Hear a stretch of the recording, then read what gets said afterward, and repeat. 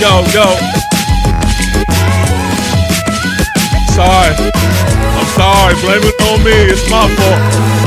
It is 100% my fault. Get on in here. Let's go. I see y'all in the chat. Y'all getting started already. I love it. Let's go. We got the first NFC EAST Soldier stream. Ladies and gentlemen, this is the last Sunday. I'm going to say it again. This is the last Sunday before there is football on our TVs. And if you like a fan, anything like me, man, you should have goosebumps. I see y'all chopping it up in the comments. I see y'all. Let's go. Y'all got a good one tonight. Eagles, Commanders, Cowboys, and of course your beloved New York Giants. We're here to have a conversation. Let's go.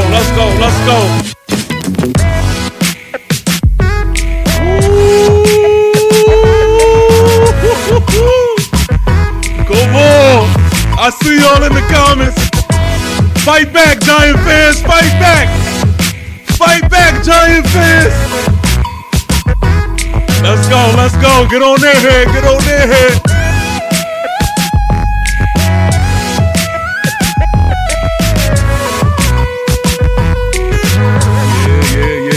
Yeah. Y'all gonna enjoy this one, man. I'm telling y'all. Y'all gonna absolutely love it.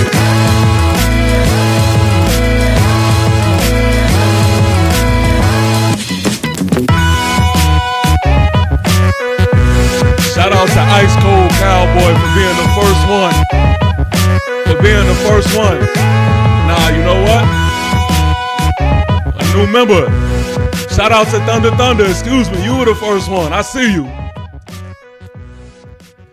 Let's get it started, man. It's your guy who is never lying, sometimes defiant, TP Way the Giant. Ladies and gentlemen, thank you for tuning in. Thank you for rocking with me, man. I'm gonna go ahead and just start the intro. I'm not gonna give this long introduction thing because it's my fault that we started a little late. I'm in the middle of the desert, man. I've been dealing with some technical difficulties, but listen, let's go, man. Let's go. The wait is over. Let's go.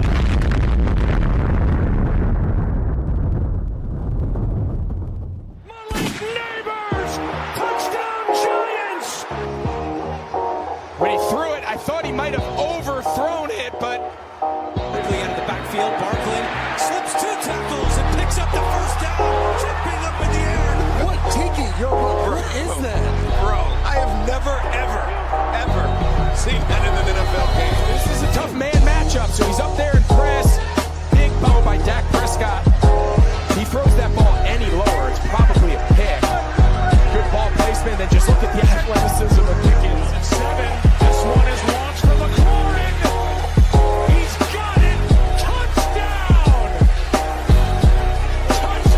Terry McLaurin. Big time sack. Losing speed.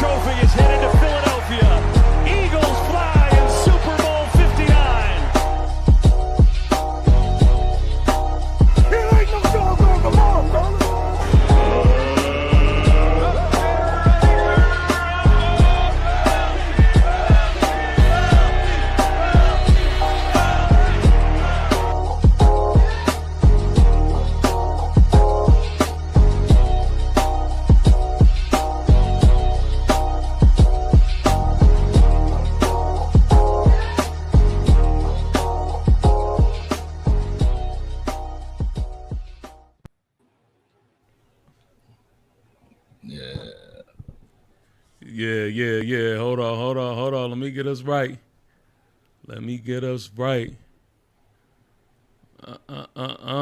Yo, first of all, I see y'all in the back, man. I could tell that y'all was feeling the intro, man. That was hot. That was hot. That was hot. The intro was hot. The intro was flame, bro. Yes, sir. You did that. Listen, so man. What? I wanted to take the time, man, and make sure I made a fire intro for everybody. I didn't want to be selfish, you know what I mean? So hopefully y'all enjoyed it. But look, y'all introduce yourselves, man. Y'all are professionals. Y'all know how to do this thing, man. Y'all just go at it. Introduce yourselves. Let people know where they could get with you, where they could subscribe to your channel, all that good stuff, man. Y'all go ahead. Get at it. All right, I'll get mine out the way real quick. What's going on, everybody? What's going on, panel? What's going on, chat? It's your man, the Angry Cowboys fan. You can find me, Angry Cowboys fan, TikTok, X, Instagram. Let's come chop it up. DC for life. And them Super Bowl clips are too damn old. I had to dig in the archives for those. I guess I'll go in next. My name is Juan Gotti, talking sports. I'm representing the Washington Commanders, formerly known as the Washington Redskins, of course, and best team in the NFC East. You can follow all my content at Juan Gotti Talking Sports. I appreciate y'all for having me on, and I'm excited to talk about the best division in all of football. Look, I hate all your teams, but when we come together, I don't think there's no better division than the NFC East. So let's talk about it. Facts. That's true. Facts. Yes, Well, look, man, I'm Dallas Cowboy Chris, man. You can find me on TikTok at Dallas Cowboy Chris. You can also find me on Instagram as the Cowboy Up Podcast, man. Holla at you. I am old enough to see all five, and they ain't too damn old. I'll watch them anytime. I got my VHS tape right around the corner, so whenever I need to pop it in, I will. Hey, get it. Is it on me? Yes, sir. Yes, sir. Okay. It's on you. All right. So, what's happening, everybody? It's your boy Leo coming live from the Bird section. Oh, I'm here to represent the Philadelphia Eagles. Y'all can find me at the Bird section on YouTube, TikTok, Twitch. Shout out to TP for bringing everybody here to talk about, the NFC East, as everyone has said. I'm just looking forward to hearing, everything y'all got to say. But, I just want to preference everything with my fellow panelists here. Bless your hearts. Bless your hearts. That's bless your hearts. But let's get right to it. You know what I'm saying? Hey, TP, I'm in full battle rattle, TP. I see. You know hey, listen, y'all almost made me want to grab the Lawrence Taylor joint, but I said, you know what? I'm gonna stick to my protocol. I think this conversation. I'm telling you, man, you up here with the best, man. The conversation may go a little differently than what some of you may expect, man. So I'm excited for this one for sure. And look, let me get this out the way, because I know people may be viewing this and they be like, oh, okay, why is there two Dallas, representatives up here? True story. Let me explain this. All right. So it was easy getting a Commander representative. Boom. Found him, got him, easy. Easy getting an Eagle content creator. Boom, found him, got him. When I tell you, and Juan Gotti can contest to this because we was both searching, it is damn near impossible to get a Dallas Cowboy representative on the phone. And it just worked out. God was looking down on me when I did the live stream with the Bird section with Leo. I met my man Angry, and then I was thinking, I said, you know what, man? And Cowboy Chris, he's like he's really like the main guy that I can count on, that I already knew beforehand. So I reached out to both at the same time, and I double booked, because I was hoping for one. Both of them bring, a great perspective from Dallas Cowboy Nation. So I said, you know what? We'll rock with two. We'll rock with two. You know what I mean? Plus, they may need it. They may need it for the night. You know, I was about to say, Juan, you know they're gonna need two of them for us, right? Juan? You know what I mean?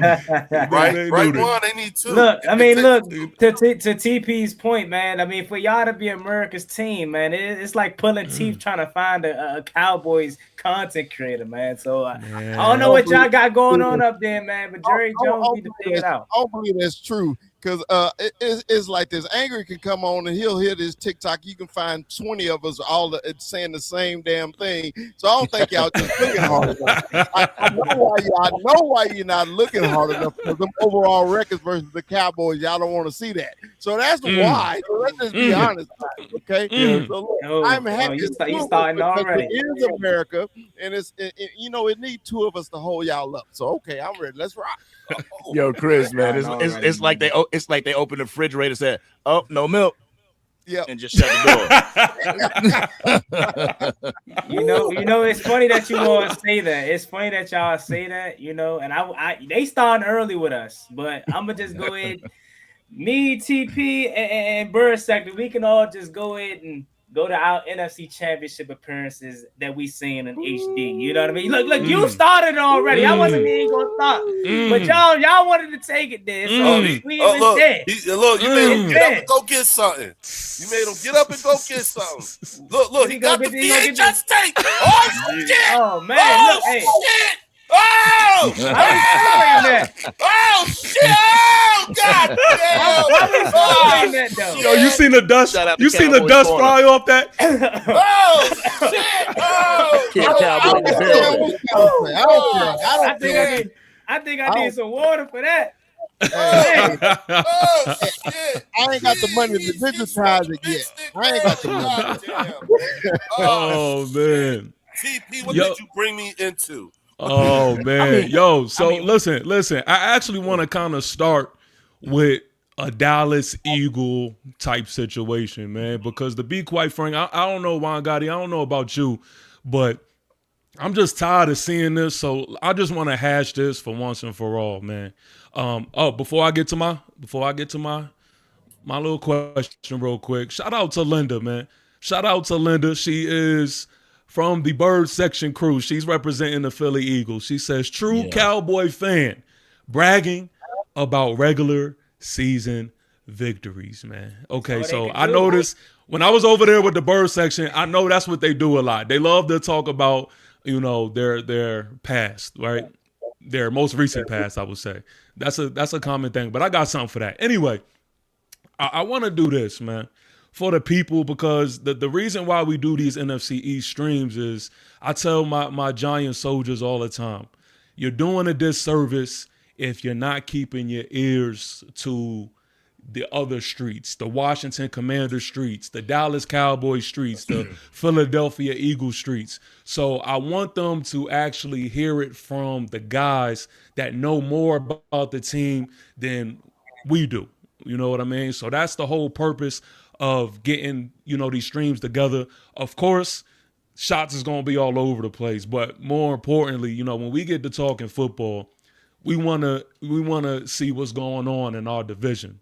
But all off season, I keep hearing Hurts, Dak, Hurts, Dak, Hurts. Like, what is the fascination with the Dallas fans and the Eagle fans with these quarterbacks, man? Like, I really don't even understand the debate. Can y'all explain, like, what is up with the fascination with that? Because that's all we hear. I got a real short answer for that, because and the reason why my answer is short for that is because Angry sort of kind of helped me to understand, you know what I'm saying? Because with his answer, it's pretty much like the same thing. And that is, I think it's because from an Eagles fan base perspective, Dak is imposed upon us like Jalen is imposed upon the fan base of the Dallas Cowboys and everybody else. We impose our quarterbacks on one another. When, and it's done so much that after a while, you're not even looking at stats or anything like that. You're just we're listening to respond rather than to understand. And so that right there is where it just snowball. It's a snowball effect. It grows and grows and grows. But at the core of it all, angry, helped me to come to this conclusion. I think it is because we impose our quarterbacks on one another, and that's it. But go ahead, Angry. I don't know. I don't know about that. All I know is the comparisons come from where I stand. They don't come from me trying to compare Dak Prescott to Jalen Hurts. But I see a lot of Jalen Hurts comparison to Dak Prescott, especially over the past couple of weeks. That damn quarterbacks list. That came out that ranked Dak Prescott higher in the rankings, and then it was just, well, Hurts can do this. Hurts is a winner. Hurts is this. Hurts is that. It's like, yo, we didn't make the list. You know what I'm saying? Right. And now this top 100s list is coming out, and it's kind of replicating the same talking point. And it's like, yo, the execs and the coaches and the scouts didn't make that list either. The players did. Right. So at some point we're like, well, I'll talk for me as a Cowboys fan. At some point, I'm just like, bro, why are y'all sitting here, Super Bowl champions a year removed, trying to compare yourself to a quarterback that hasn't made it past the divisional round? Yeah. It's kind of that. It's kind of the gnat at the picnic situation. You know how you be chilling there, and it's all of a sudden like, it gets all in your ears. Like, get away from me. Yeah, for sure. Would you, So Chris? You got? Yeah, Chris. Well, I think about it like this: they're trying to basically see which quarterback would be the best in the division, right? So the quarterback who won the Super Bowl last in the division is Jalen Hurts, right? But we all know, and we can agree or disagree. We all know that we're not, but we know Dak Prescott is the better quarterback.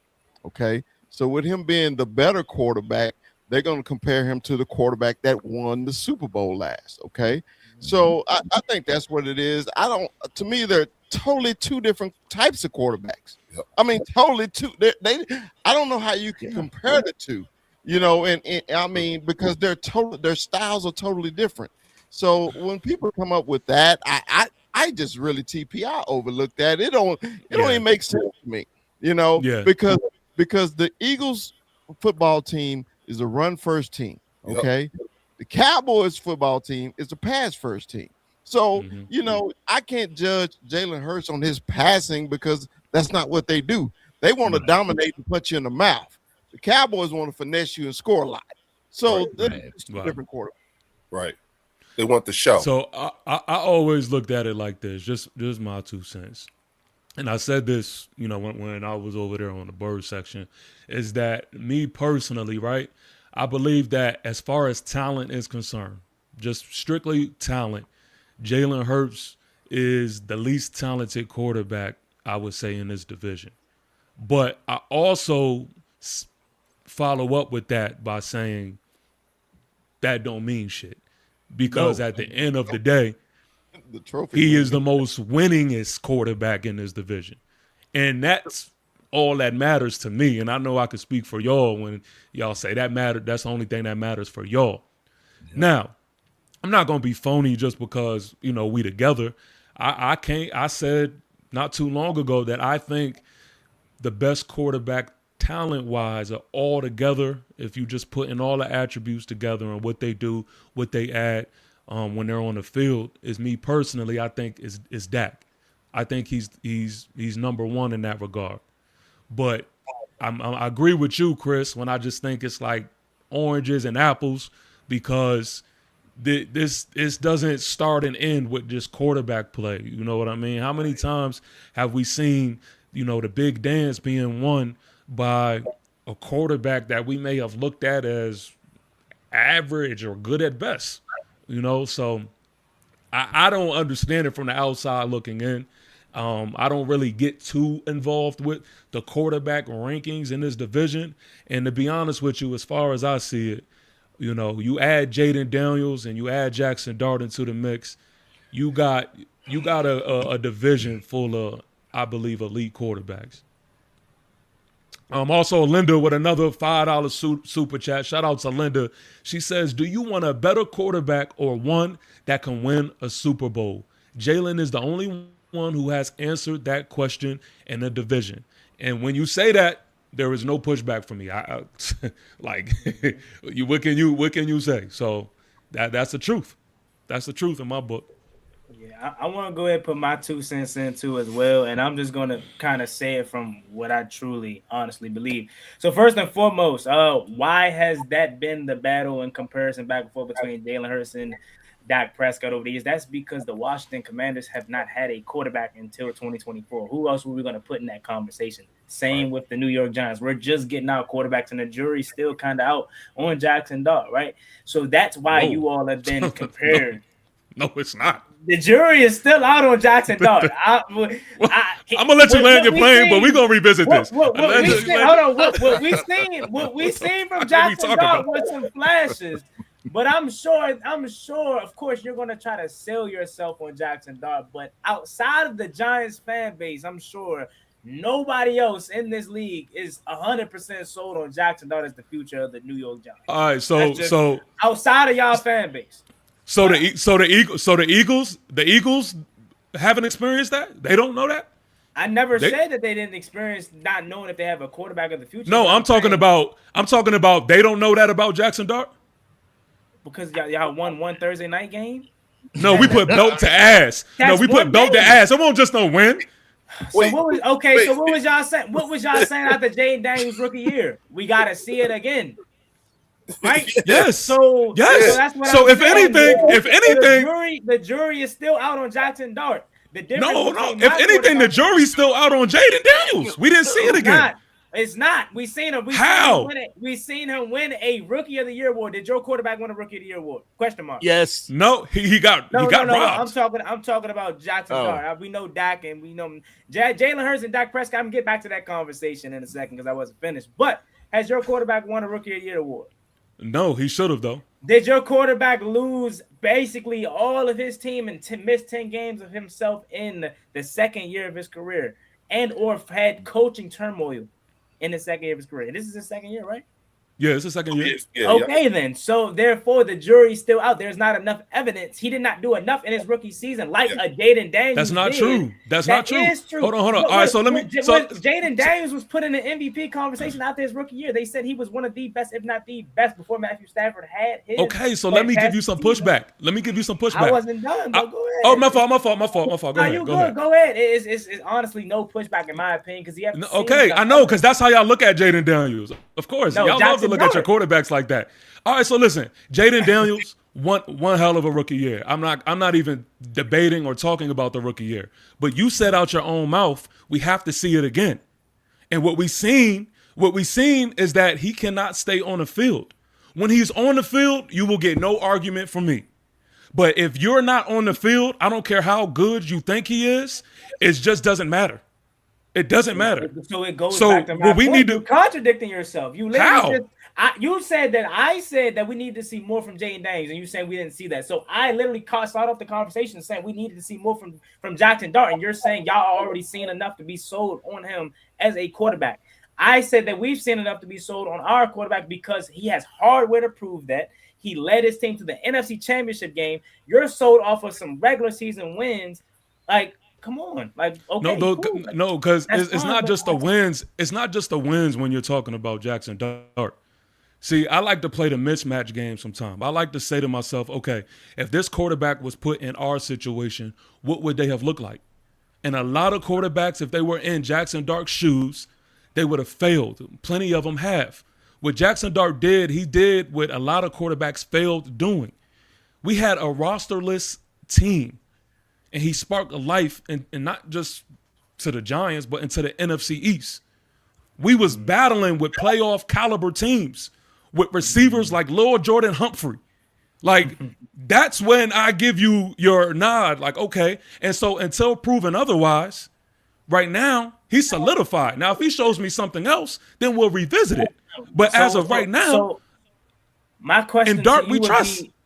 I'm not mad at you for trusting in your quarterback. This is the first time you've had a legit hope at the quarterback position since what, Eli Manning, maybe? Oh, okay, yes, that's fair. So, and for me, this was the first time that we've had legit hope in a quarterback since, honestly, Ever. Kirk Cousins, maybe. You know what I'm saying? Of course, RG3 that 2012 season, but we all kind of seeing the writing on the wall.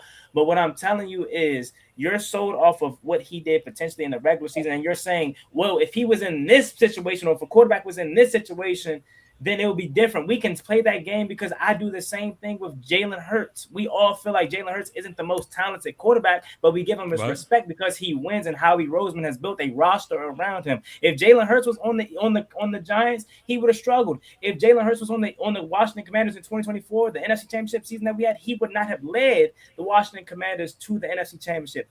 Jalen Hurts is a talented quarterback. He's okay. He plays well enough to win. But it's his roster that elevates his team. So we can play that excuse game all you want. Jaden Daniels, to me, still had the most impressive season out of all these quarterbacks in the last 2 years because of what he was able to do in leading a team that was to the NFC Championship. Jackson Dart, the same excuse you're trying to use for Jackson Dart, his roster, I guarantee you he would not have done what Jaden Daniels did his rookie year, leading that Washington Commander team to the NFC Championship. Do I need to remind you of that roster that we had? So the same. So listen, I think no, but the thing is, I'm not arguing your outlook on Jaden Daniels. I think what you're saying is fair. Like I think you can argue that he may have had the most impressive season out of all the quarterbacks. I can't argue. I'm not even arguing that. I could see why you would say that between him or Dak. But the thing is this: I do that with Dart. And what Dart did, he did what basically Jaden Daniels did. And that's why I put Jaden Daniels on such a high regard. He didn't have the talent surrounding him, but he made the talent around him better. That's how I measure you from the good and great level of quarterbacking. My conversation with Jaden Daniels isn't even about ability. It's about availability. Right. That's the question that I have for Jaden Daniels. And right why now, is that, if he can show me, he's played. Why? Because he's a stick figure out there getting killed. No, and that's the narrative that pisses me off. He played in every single game of his regular season, in his rookie year, including the playoffs. Last year was the first time that he's missed significant time, and everybody on our team was hurt last year. Terry McLaurin, all of our pass rushers. We fired a defensive coordinator in the middle of the season. We fired our offense, but everything last year was just wrong. So that narrative that everybody likes to run with, he's a stick figure, he's hurt, he's injury prone. That's not true, unless, of course, you're not paying attention. And I don't expect you all to pay attention as deep as Commander fans, but that's just the narrative that everybody runs with. But like you said, you're not arguing. I know, of course, we've had this battle back and forth last year. I know you're not arguing whether Jaden Daniels is good or not. You're arguing the fact that I said that I don't think anybody outside of your fan base is sold on Jackson Dart. And I personally feel like I gave realistic reasoning behind that. But even more going back, because I got off track, that we were talking about Jalen Hurts and Dak Prescott. Dak Prescott is the better quarterback talent-wise overall, and it's not even close. But like you all said, Jalen Hurts is a winner. Jalen Hurts may not be the most talented guy, arm strength or whatever may have, but when it comes to them postseasons, every time I try to discredit Jalen Hurts, he shows up in them big moments. Super Bowl, playoff games. You know what I mean? So at the end of the day, like you all said, both can be true. Dak Prescott is the better quarterback. Who would I rather build my team around? Who would I rather put the shoulder of the offense on, the team on? Who I think can win because of their right arm is Dak Prescott. And it's been like that for the last 10 years until Jalen Hurts came into the fold. But, of course, Jalen Hurts is going to get all the praise and success because of the team Howie Roseman has built around him. And we'll see how different it is this year with having Devonta Smith have to go back into that receiver one role and not having A.J. Brown. But that's what I have to say. So I'll say this, right? Because I'm up here representing my squad. So this is not the time for me to let shit slide. All right? This is the time where I just speak my piece. So to answer his claim that nobody outside of the New York Giants sees what we see in Jackson Dart, I mean, the players have already spoken. The league has already spoken. The analysts have already spoken. I mean, He has to win games at the end of the day. But Jackson Dart has put us in a position and gave us enough for us to believe that he could do that. Now, you go talk to Philadelphia Eagle players, they'll may say something different about Dak. You go talk to the Denver Broncos, they may say something different about Dart. You go talk to the chart like there's people who felt what it is to line up with Jackson Dart. So we can't just sit here and just act like, he's just was some rookie who just caught hot. I mean, no, he did what a lot of quarterbacks fail doing. But to stay on Jalen Hurts, we talked about this a little bit the other night, and I kind of want you to defend yourself a little bit, Leo, here, because this is, I guess, a lead-wide question that we would have regarding Jalen Hurts is, what will he look like without A.J. Brown? Without that outlet, without that big body target, that jump ball, expert, whatever you want to call him. What is Jaden Daniels going to look like? Jalen Hurts. I'm Jalen Hurts. Excuse me, Jalen Hurts. It's all this Jaden and Jalen shit. Yeah, right. I get confused too, but go ahead. I want to know from your perspective. I mean, how confident do you feel like your receiver group can basically fill in the production that A.J. Brown would have on the field, or the attention that A.J. Brown had on the field? How do you feel going into the season with no longer having A.J. Brown? Well, I think that I'm learning that outside of the fan base and when other fan bases, I think the loss of A.J. Brown it feels like it's much more of a hit than what we think it is. If you want to know what Jalen would look like without a A.J. Brown, you could just reference the 2021 season. You know what I'm saying? When Devontae was the number one wide receiver. If you want a hint, you know what I'm saying? I'm not saying that's the end, because, Jalen Hurts from 2021 to 2026 is two different quarterbacks, and he's a much more refined, much more experienced quarterback than he was in 2021. He was drafted in 20. So I'm not going to pretend like I've never seen him without AJ. You know what I'm saying? And to be honest with you, what it would look like without AJ is a good question as well. But good news is that you have plenty of games to go look at when AJ wasn't on the field. Not saying he wasn't on the field a lot, and I'm not saying he wasn't on the field a little bit, but there were plenty of times when he wasn't on the field. Last year we only had our full complement of weaponry 4 times, and we had an 11-win season and went to the playoffs and won the NFC East Championship. So there's nothing about Jalen Hurts in year 7, of him being a starter, or year 6 and him being a starter, his 7th year in the league. There's nothing about him that would lead me to believe or to have doubt on his ability to be competent QB play. You know what I'm saying? To play the position. There isn't a lot about the competency of the other players on the team. A.J. Brown being gone doesn't mean we're now devoid of talent. And you still have to deal with that defense. Now, the good news is that, and this was just a helpful guide for whenever I'm on this thing. Anything you want, like you see, I have my projected offense and my projected defense right here on my screen. So that way, when we talking our shit, whatever you're going to say, you can put an address to it because it's right there. So we don't have to think twice about who we're projecting as starters, And so when you say to me, I have, that this team has to deal with whatever prolific quarterback or prolific wide receiver group that we would have to deal with. When I look at that projected starting defense right there, the Philadelphia Eagles, I do believe that we have the necessary personnel, particularly on the defense, to be able to at least compete, and compete well with whomever we have to see it, be it Washington, New York, or New York or DC.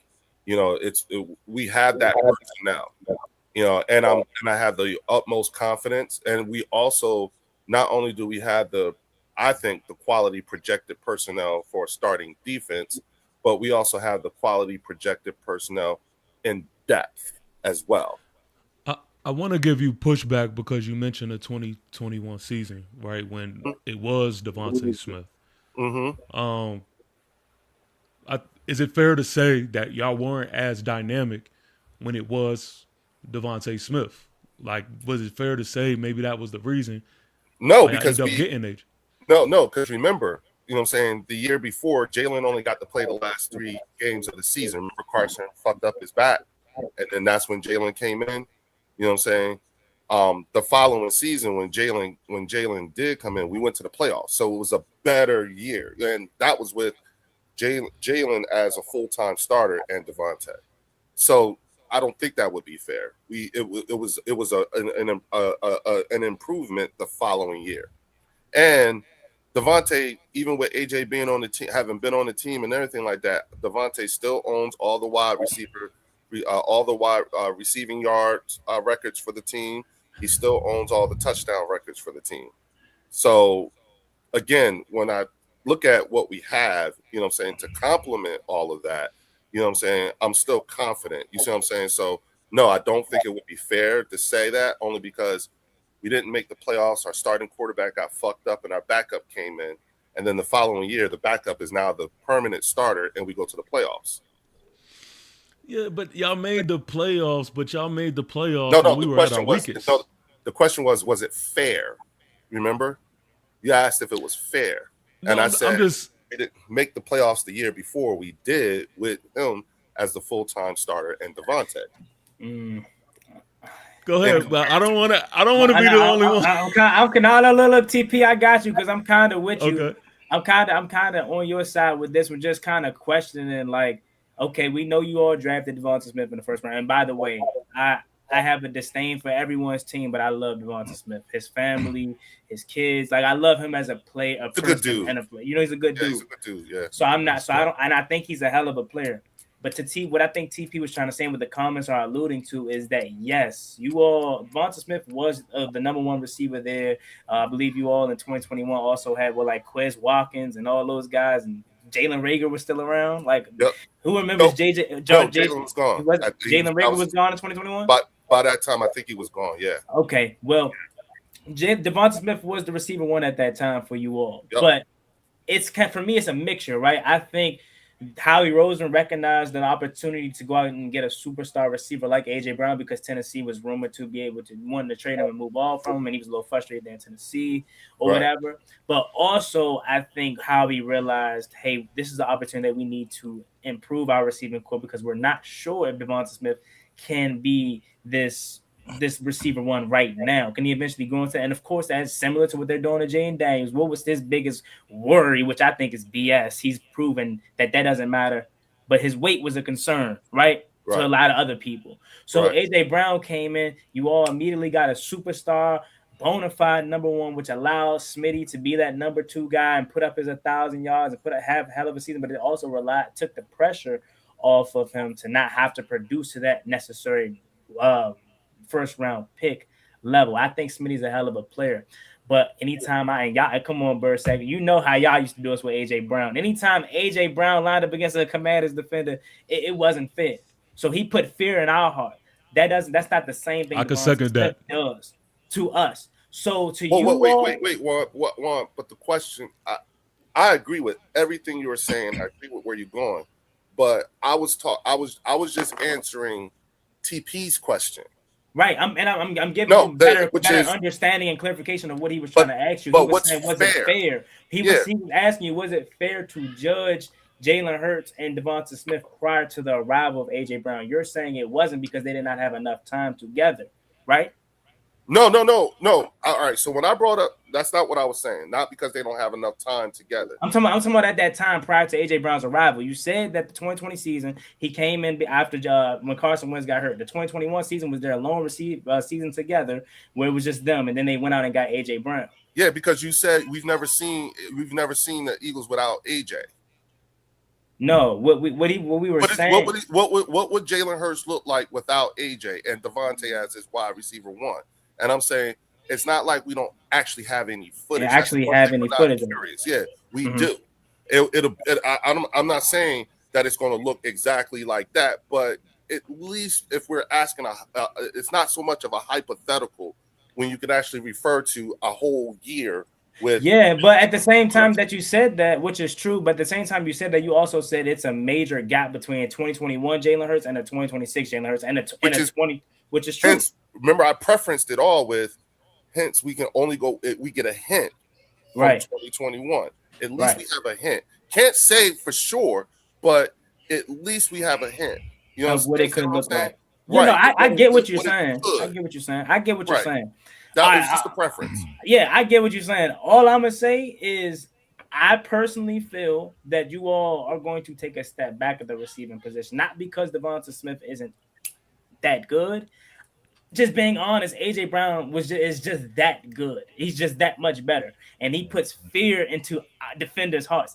Nobody is afraid of Devonta Smith. That's essentially what I'm saying. And yes, you all think he's going to be really good. I think he'll be solid, but I think Jalen Hurts is going to hold him back. That's just me being honest. You know what I mean? I think we can go. I think we're going to end up going down a similar path where AJ Brown's frustration was building up because of Jalen Hurts' lack of whatever you want to say for AJ Brown. Because I know a lot of you all Eagles fans have a different opinion on that. Y'all want to blame AJ Brown. Us Commanders, Giants, or Cowboys fans, or any other fan that watches the games can see why Jalen Hurts and AJ Brown just wasn't connecting. And AJ Brown could be frustrated or whatever may have you. I just feel a step back is going to be taken, and not really because Devonta Smith isn't that guy, but because of your quarterback. And Mekhi Lemon too, he could struggle as well as rookie season because of number one. That's just what I feel. I got a question to compound on that. Is it safe to say that the Philadelphia Eagles are in a phase of wide receiver by committee? Yeah, absolutely. Yeah, absolutely. Yeah, where y'all had two bona fide. Like we were last year and the year before and the year before that. All with AJ on the team. I mean, I don't know. There may have been some discrepancies, and I'm the outside looking in, but there may have been some discrepancies between AJ Brown and everybody, but he was still 1,000-yard receiver. You know, even if there was So was Devontae. You know, I get it, but AJ's over 1,000 yards. That's like us saying, you know, we don't miss Micah Parsons' production. You know, no, I'm not saying that, because you said you started the whole thing off saying it was Chris, and he was right. We're a run first team.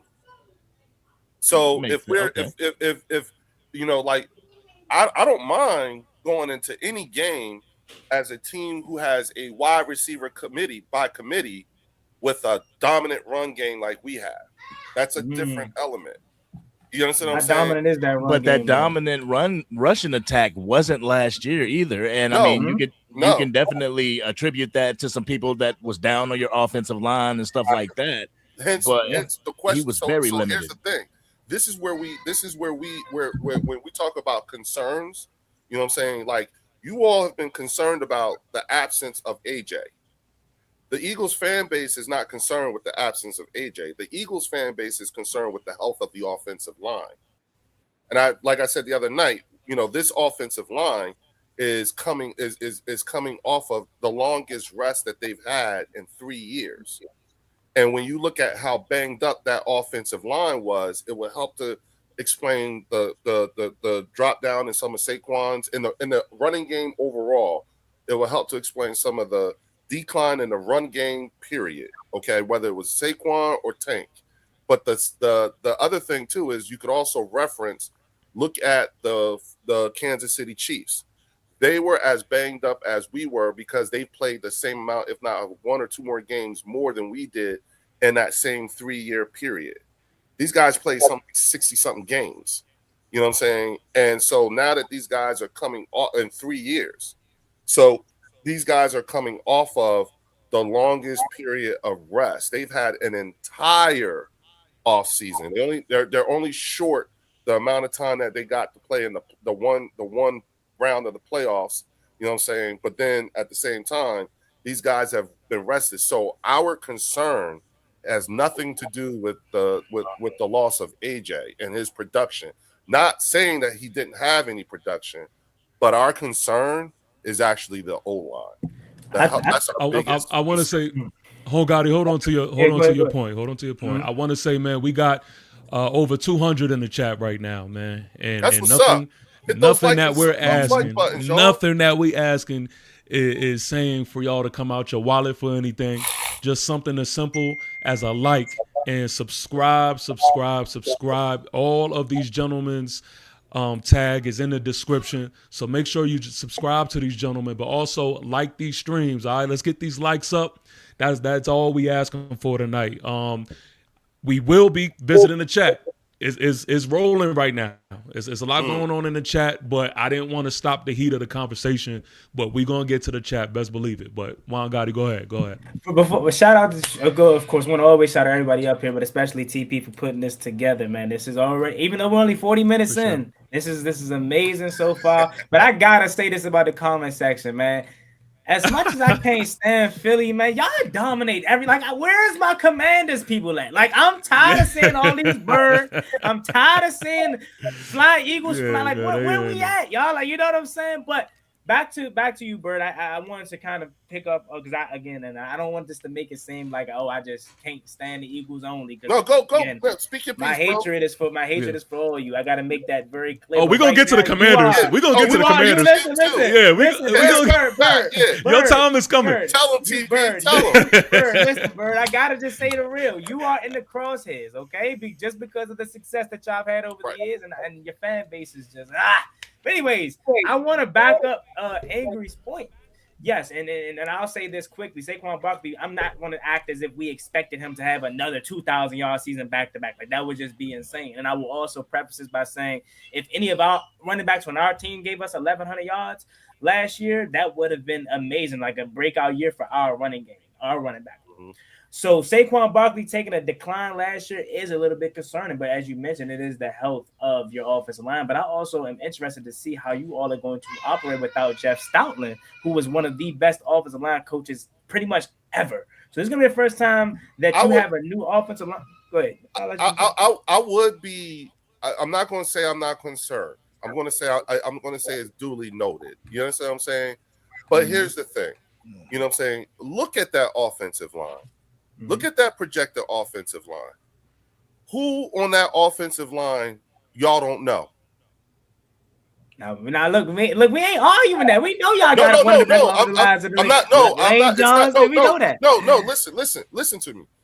Who on that offensive line do you not know? And that's I'm being for real. I mean, off the top of my head, I don't even gotta look. No. Yeah, exactly. Right.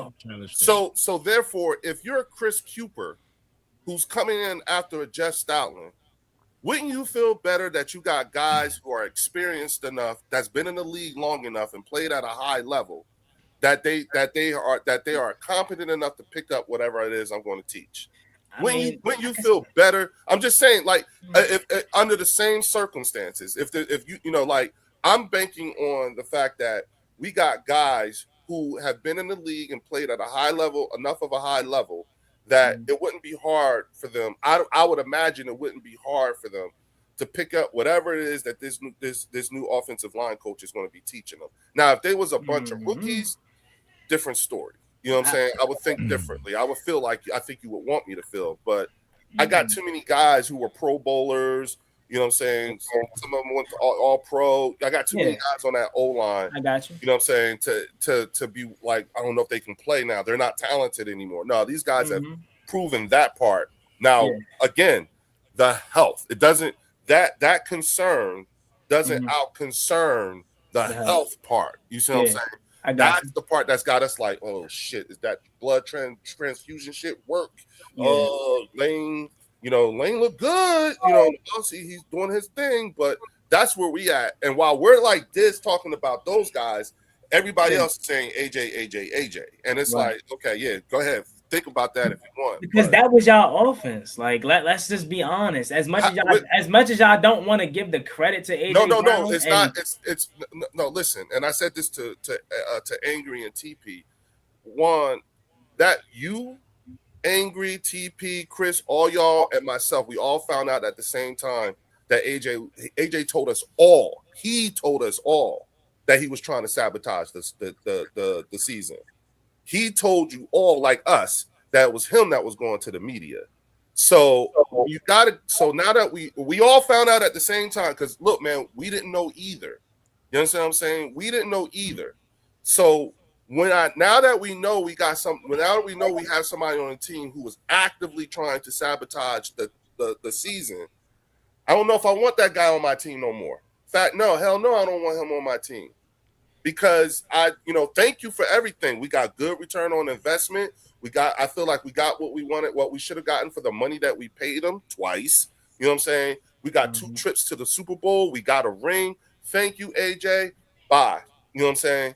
I think the sorry's going to be more on his side, but that's his 50-year-old self kicking his 20-something-year-old self now. You see what I'm saying? But I had more to say on that, but go ahead, take it. Go ahead, TP. Hey, man, shout out to the Tribe Called Quest. He says, salute, Leo. All respect to you, Miss Linda Conyers. You bring facts all the time. Go. Shout out to my man, Tribe Called Quest and Linda Conyers. Thank you, y'all. Thank you. Y'all got me on. Y'all got me over here looking good. All right, now I'm gonna have to side with Juan on this. Yo, Giant fans, I'm gonna just say, mount up. That's all I'm gonna say. Mount up. That's it. I don't gotta put no extra salt. Mount up, Giant fans. Get in these comment section, yo. I ain't even asking for no 20-ball Commanders fans. I just want y'all comment. Shit. Yeah. Word. I just need y'all in the comments, bro. Mount up. Let's go. I guess my question is this: when it comes to the Philadelphia Eagles offense, Leo, you talk about the offensive line needing to be healthy, but when you have a question mark at the wide receiver position, no shot to TP, but your offense could end up one-dimensional like the New York Giants was with Saquon Barkley, having Saquon Barkley doing most of the carrying to get injured and miss a lot of time. So are we thinking about that too? If you think about it, you'll see that there are some instances where, especially on the 24 season, when it was like that. Because remember when our offensive line went in and went in on Kellen Moore? That's how Saquon got going to that 2,500 yards. Prior to that, it was Jalen airing it out and it was looking good for a second, but then when AJ went out, you see what I'm saying? Then it was like, okay, you know what I'm saying? We leaned on that run game. So it was circumstances that brought it that made it so, and then the O-line themselves going to have a talk with Kellen Moore and Nick Sirianni, and they changed that, and then that's when you saw Saquon really take off that year. So I always say I preference all this with it's all evidenced by looking at the Kansas City Chiefs offensive line. They showed the same kind of decline that we did, that our offensive line, and the common denominator was the motherfuckers played a whole lot of football. The Chiefs line played more football than we did because they were going on their 3rd Super Bowl run, which meant that they played like 60 games. I think we played 58, 59, something like that. You know what I'm saying? So that's in 3 years, y'all. And mind you, so that means when you're done like the second week of February. Then that means your ass gotta be ready to go come May for off OTAs or whatever. Like that's a lot, And let me get to this real quick, Leo. Okay. And blame your people. This ain't me cutting you off. This your people representing like this, man. Shout out to Linda Conyers again with the $5 super chat. She says, why is it a flex for a QB to win with a bad roster? And why would that be an expectation for a fan? Y'all got a problem with Howie Roseman, not Hurt. I think that's the truth. I think that's what it boils down to. But see, this is the thing. It's a flex for a QB to win with a bad roster, because when y'all want to start talking about rankings of quarterbacks, like that is a judgment. Like that is where you could really get into that bag. You know, when you have a quarterback that hasn't done what Dak has done, when he is shown worthy without that dynamic 1 and 2. Jaden Daniels has shown worthy without that dynamic 1 or 2. Dart, he has shown that he could play ball without or 1 or 2. So like the question is now up with Hurts. I mean, we haven't seen it. You know what I mean? Okay, so like, that's all right. I get what it is. And one more, Leo. Hold on. Don't lose that point. Don't lose that point. We got another one for Next Level Sports Lounge. He gifted 5 to the Angry Cowboys fan membership, man. Shout out to y'all. Definitely showing love. Again, man, we are going to get into this chat. Just give us a moment. The conversation is flowing. We have another super chat to the futuristic Willie. Here we go. $5 super chat. He says, that's your raise people's. hell. Raise hell. You know Okay. what time it is, Willie. That's what I'm talking Hold about. on. Linda said, hold on. She has another $2 super chat. There is no trophy for a QB ranking. And I think we all can agree to that. We all can agree to that. Like yeah. Linda, I love you, girl. I love you, Linda. We I ain't got to say nothing. My peoples, look, I'm gonna sit back. I should just mute, and I should just let my peoples in the chat handle this because they, you know what I'm saying. It's like this though. You feel me? It's like that. I don't get it. LeRon Nipper, 8847 with a $5 super chat says, "Keep holding us down, Juan. Raise hell." I'm telling you, this our division now. This year, I love it. Okay. Hey, Giant fans, again, mount up. I don't know if y'all heard me the first time. Mount up. But can I say that? Can I say this though? I think I speak for every fan base up here besides the Eagles because it's kind of, it's really Miss Linda. Shout out to her, but she really the reason why the crosshairs is on my man the Birds down here.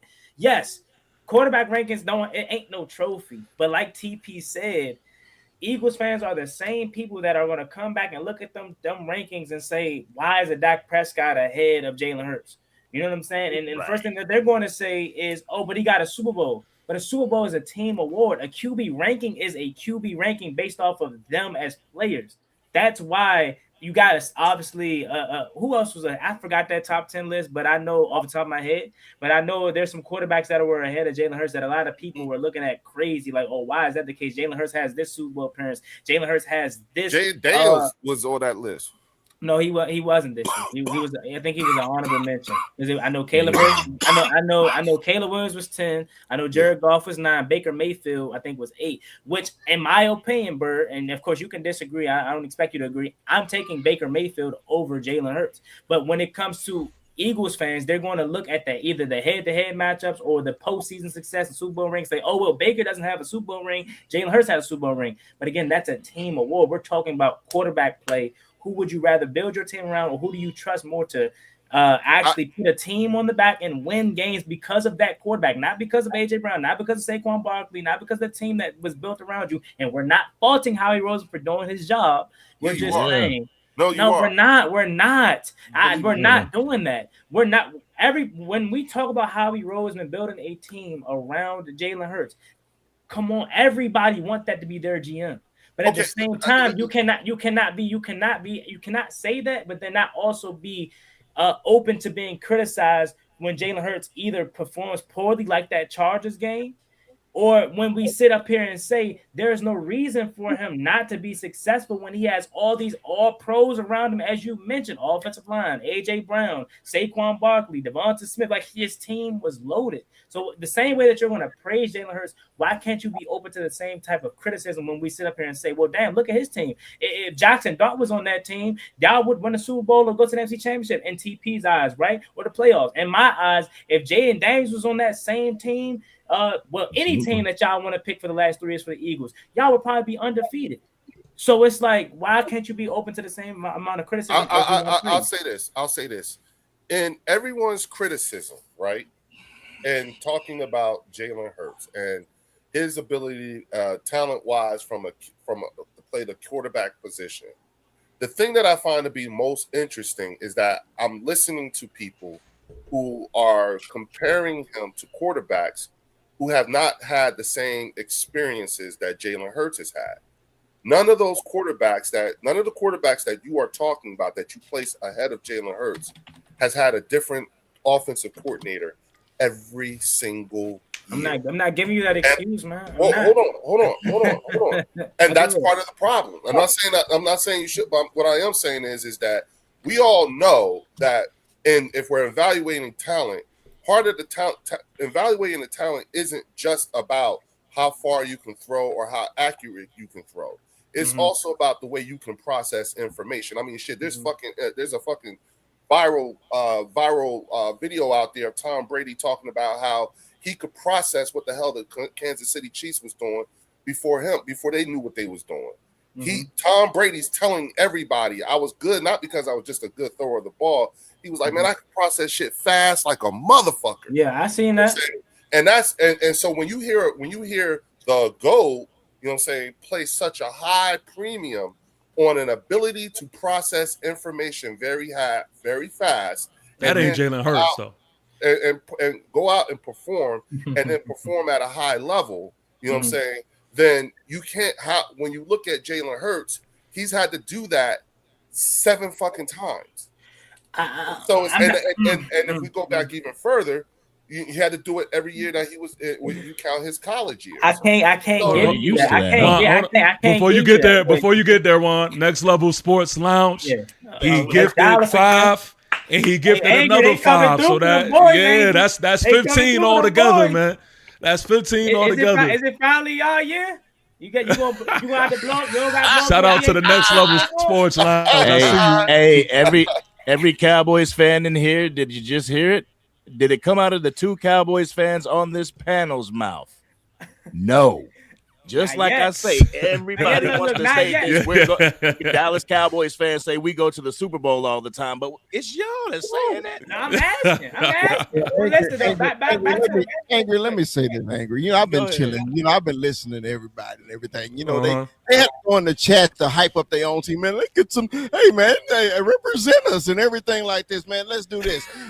If you love us, put F the Cowboys in the chat. Let's see how many Fs. Because you know you're truly a fan. So I love that. Look, man, it's like this. But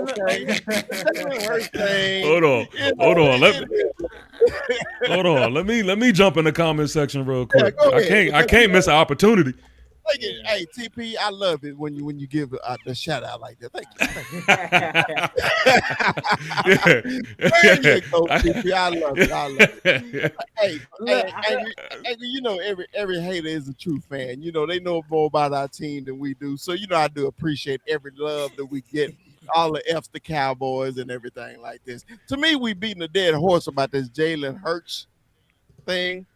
We just beating a dead horse. I mean, it's just a matter of opinion. Because an Eagle fan gonna think, hey, he's a top 5 quarterback. His opponent's gonna say he's a running back that throw the ball. So I really don't care, because if you're an Eagle fan, you winning with your man. If you're not, you like you're not. We wish he was there. Yep. Okay, I'm too busy trying to find my DV. I lost it.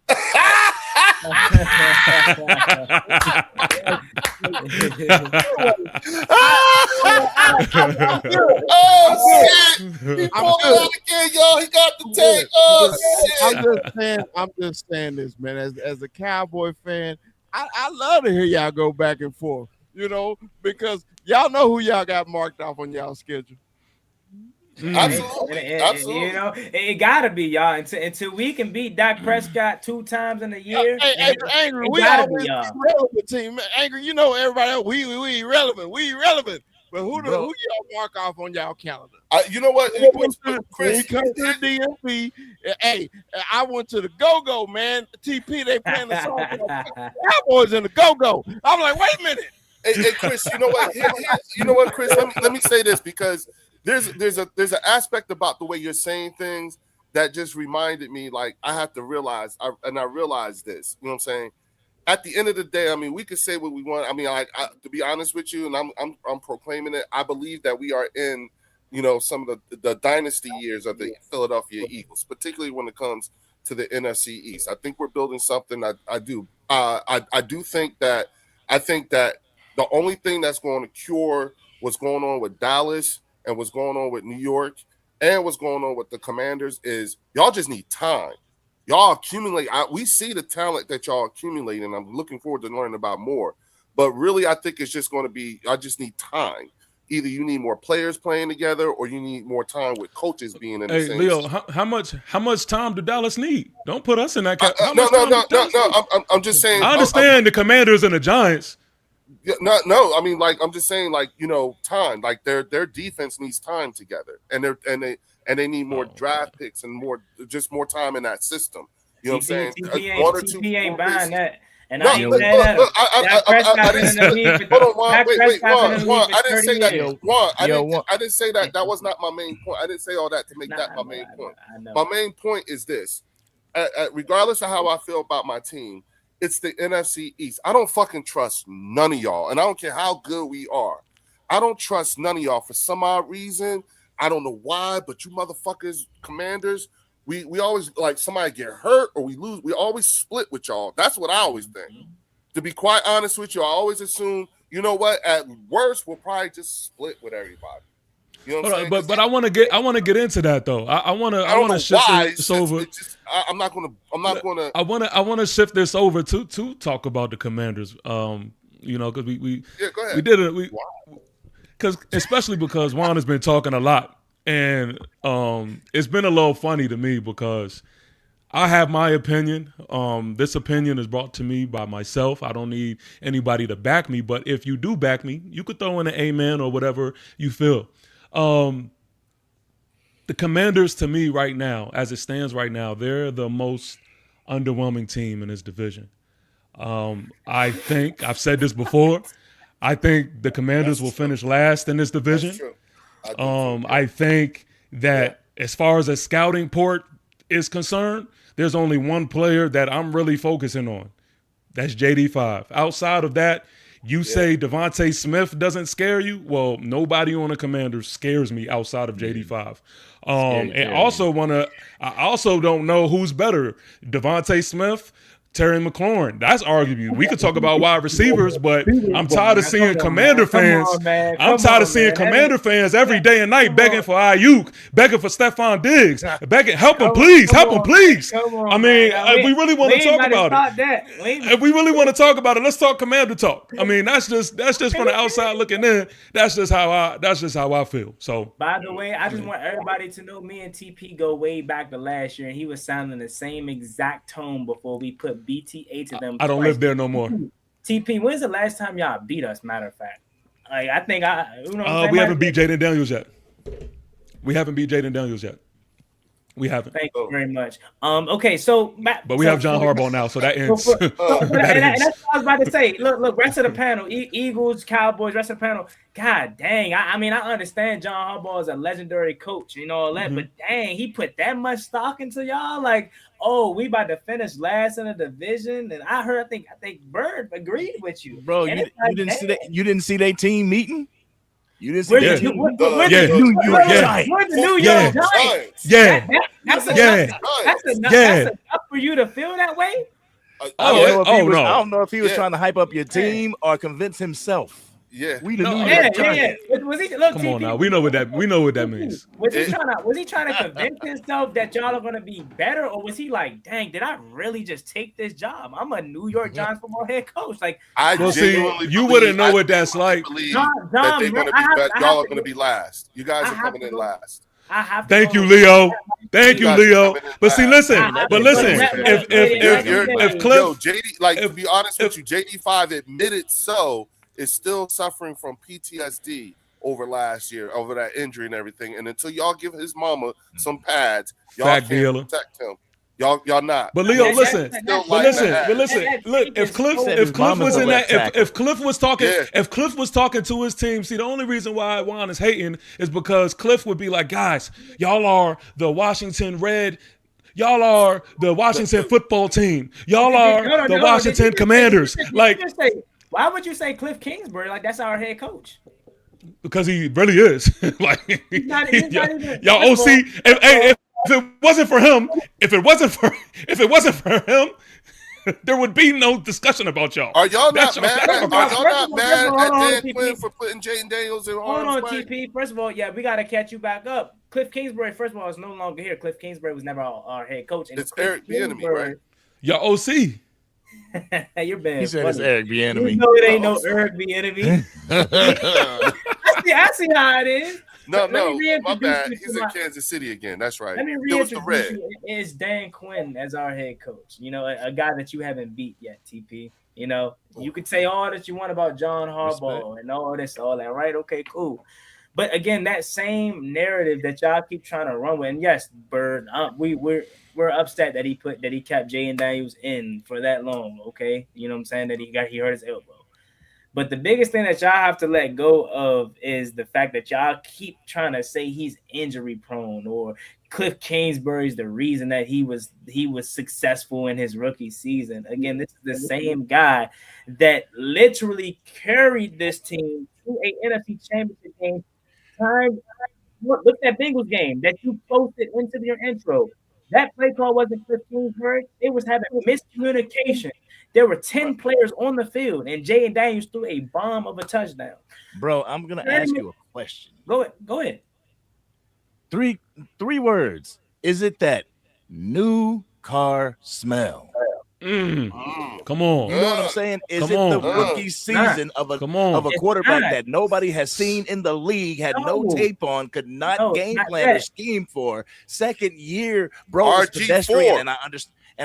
No. See, I don't want to put that on him. Nah, fuck that. I understand that his team was injury prone and everything like that, but if it's expected out of one quarterback, it's got to be expected out of the other. You got to be able to lift your team whenever the injuries happen. So, but that's my thing that I'm trying to get you guys to understand. For one, no, it's not a new car smell. Because again, you want to say, oh, is it because he did not have film? This guy, and yeah, college is different, but this guy played 4.5 years of college football. Right? He came in and immediately, I'm going to keep banging the table and saying he immediately came in and took the league by storm. The following season. Huh? No, I'm sorry. No, you're I fine. didn't realize you could hear me. I'm sorry. The following season, when healthy, he only played in 7 games last year. But in the 7 games that he did play in, he was phenomenal.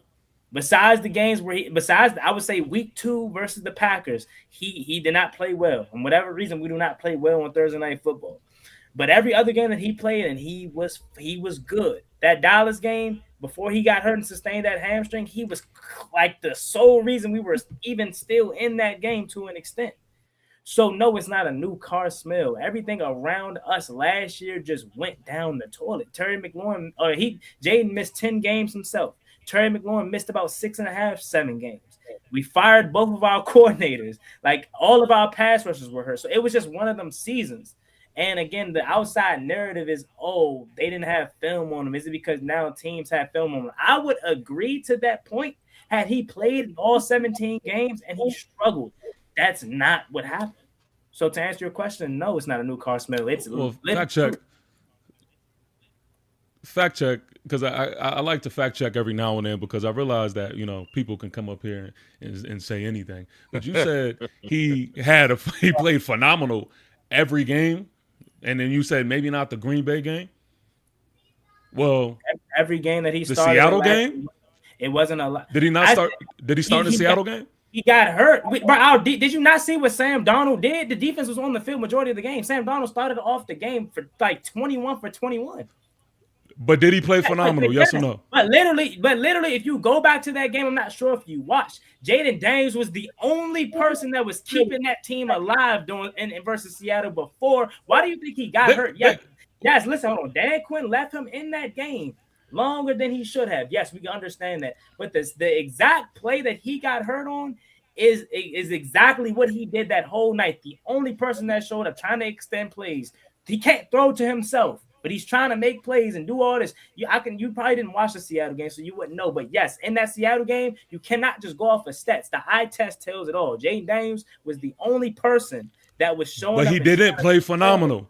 Nothing Nothing. I don't have to watch the game to know he didn't play phenomenal. He didn't play phenomenal versus Dallas. He didn't play phenomenal versus Seattle. He didn't play phenomenal versus Minnesota. So you can't come up here and try to dress it up and say that he played phenomenal in all these games that he played in, but when he didn't. I'm just saying state the facts. That's all I'm saying. So I said, I said every game that he played in last year that he started in, he played phenomenal. That Dallas Cowboys game, I don't know if Angry can attest to that. We lost that game, but it was not because of Jaden Daniels. When Jaden Daniels went down, that's when everything went off the rails. We were marching. But he didn't play phenomenal. Yes, he did prior to getting hurt.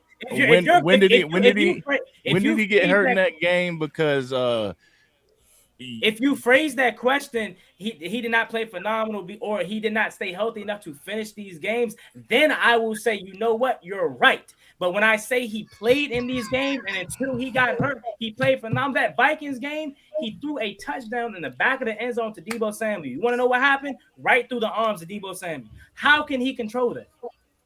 He cannot control that. In that Cowboys game, he sustained a hamstring injury. Prior to him getting that hamstring injury, we were marching down the field to cut it to a 2-lead deficit. Did we not watch these games? I'm trying to.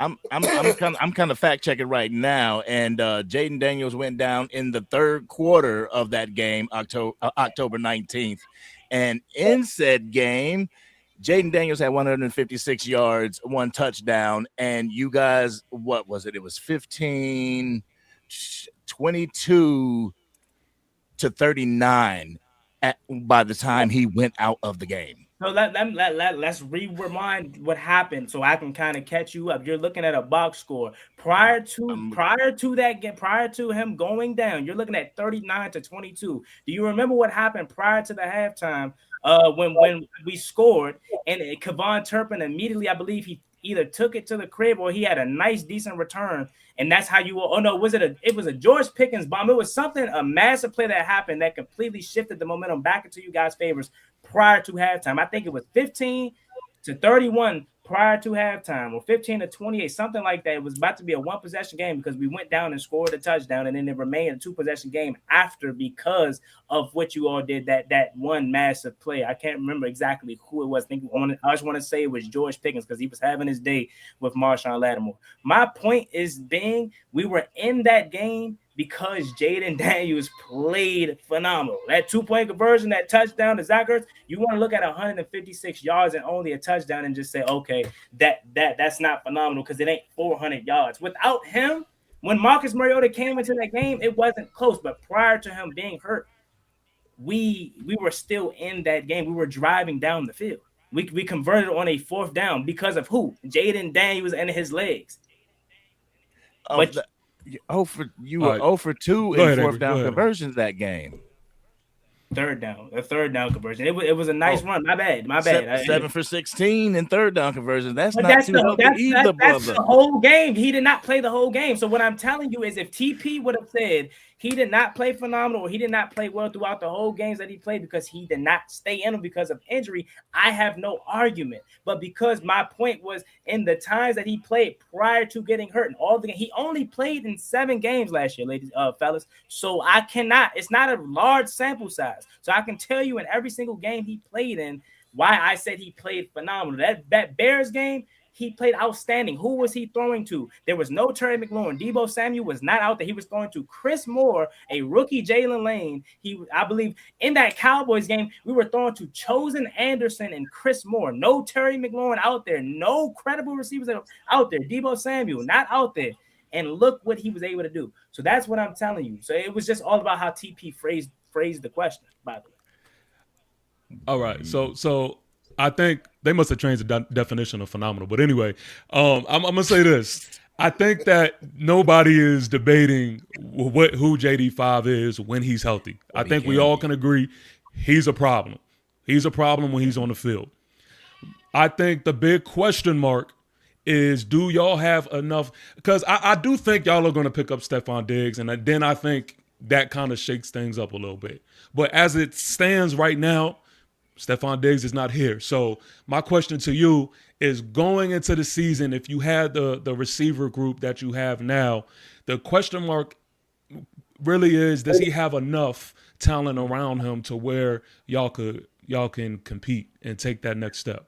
Yeah, and I love that question because you first started off by saying, do we have enough overall? And I'm just going to simply say yes, because we did a complete defensive overhaul.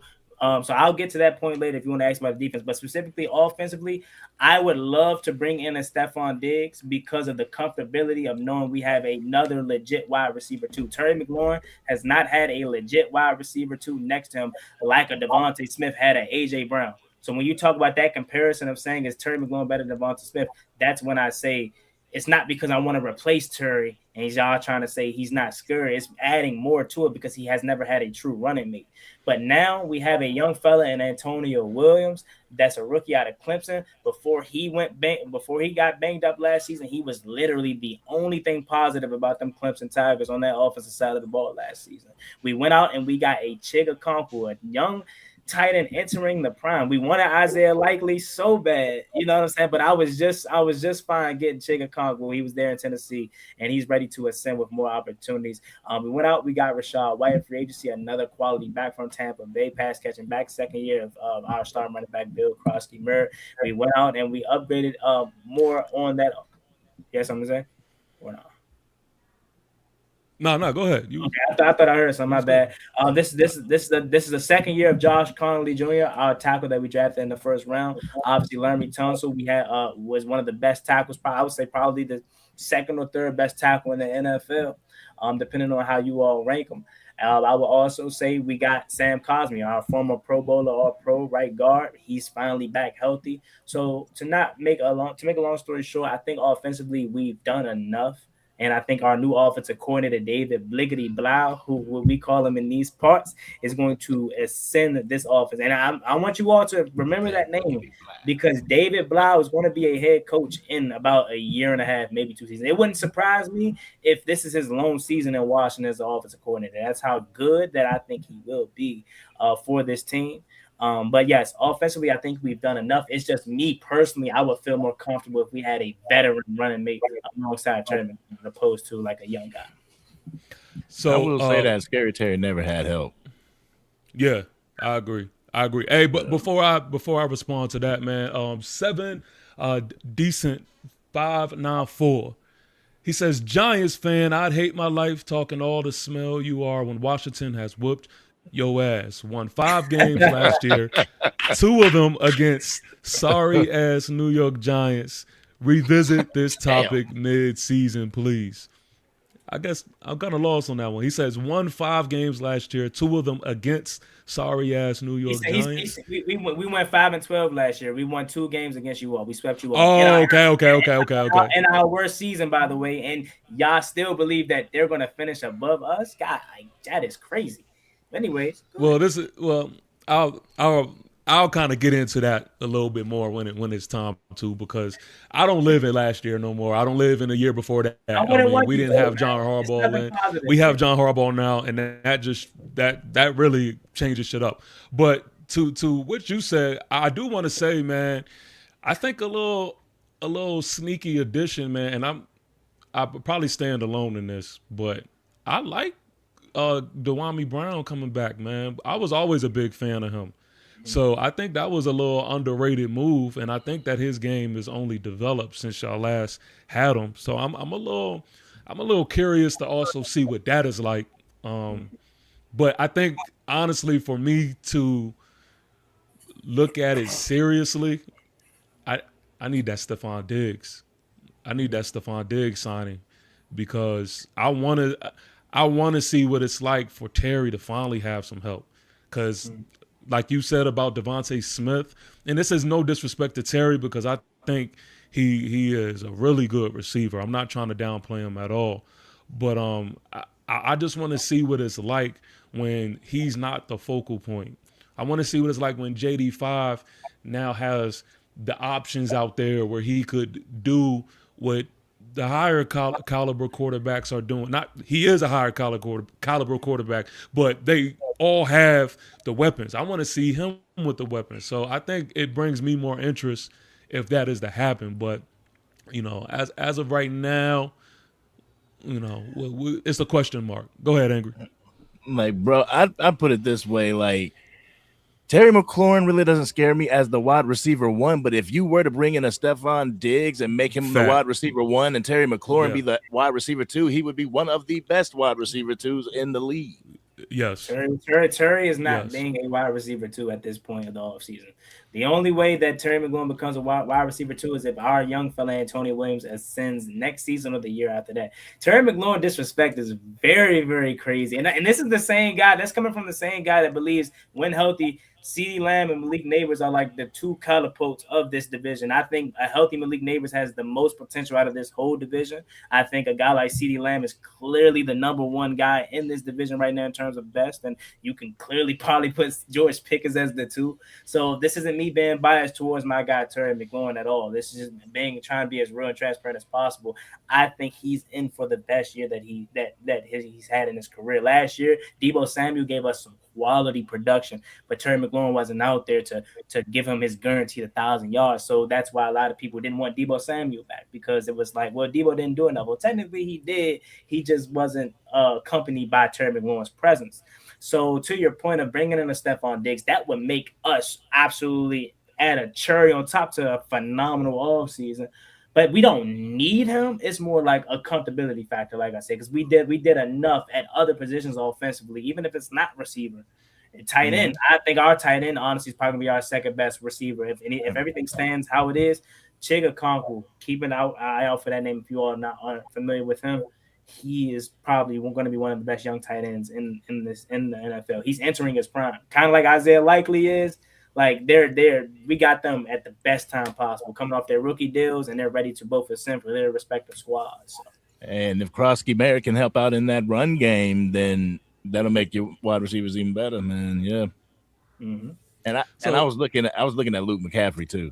I don't know. Yeah, I'm a massive Luke McCaffrey fan, but I just didn't want to go deep into our receiver roster because I don't want y'all to be like Jalen Lane. Who is that? Treylon Burks. Dang, y'all gave Treylon Burks an opportunity. You know what I mean? Like TP even surprised me bringing up De'Ami. I didn't want to go that deep into it because I didn't expect y'all to be like, Juan, you trying to sit up here and sell us on those guys? The only credible name we know is Terry McLaurin right now. So you know what, the one that's the reason why. That's why I put my projected starters and my projected. On both defense and offense right here. You know what I'm saying? I can't see that shit, Leo. Because again, like if I got to face that prolific, you know what I'm saying, Commanders offensive line, you know what I'm saying, I like my chances against that offensive line with these guys. You know what I'm saying? You know, Jonathan Gennard, Jordan Davis, Jalen Carter, Nolan Smith. Okay. You know what I'm saying? I like my linebackers. You know what I'm saying? You got Jihad Campbell, Zach Bond. I like my DB 1 and 2 with Tariq Woolen and Quinyon Mitchell. If I gotta face those dynamic Commander wide receivers, you know what I'm saying? And then you got Cooper DeJean, and then you got Marcus Epps and Andrew Mukuba, who's gonna be coming back. You know what I'm saying? Like, all right, you see what I'm saying? Like, fuck that. You know what I'm saying? Put an address on that shit. You know what I'm saying? Who are you talking about? Who gonna have to go against who? You know what I'm saying? If I got to go face that New York Giants, you know what I'm saying, defensive line, you know what I'm saying? I'm okay. Where my question marks are is just the health. That's it. But I like my guys on offense. You know what I'm saying? I like Lane Johnson. Y'all know who he is. You all know who Jordan is. You know what I'm saying? Tyler and you know what I'm saying? We know your whole offensive line. We envy you. We know that you don't. So what I'm saying, I'm just saying, if you telling me, you know what I'm saying, that I gotta go against whatever it is that you say your team is or your offensive line, my answer is these guys. That's what I gotta do. I can see that, but at the same time, notice how you brought up all pros and Pro Bowlers, and we can say, okay, yeah, those guys are elite. But if I sit up here and tell you, man, you're going to have to worry about a De'Ami Brown or Jalen Lane, especially I know TP ain't going to be worried about that until he see it. So it's like, why would I even expect to go in them details with those kind of guys? Well, let me personally, go ahead, my bad. No, I want to say this because I want to be clear here. And I want to be honest. Like, of course, I'm going to talk my shit, but when it's honesty time, it's honesty time. I worry about those guys when JD5 is on the field. He's shown me that. Like, when JD5 is on the field, a Dwami Brown, a McCaffrey, like their game is on Elevate. steroids to me in my book. Yeah, Exactly. they elevate.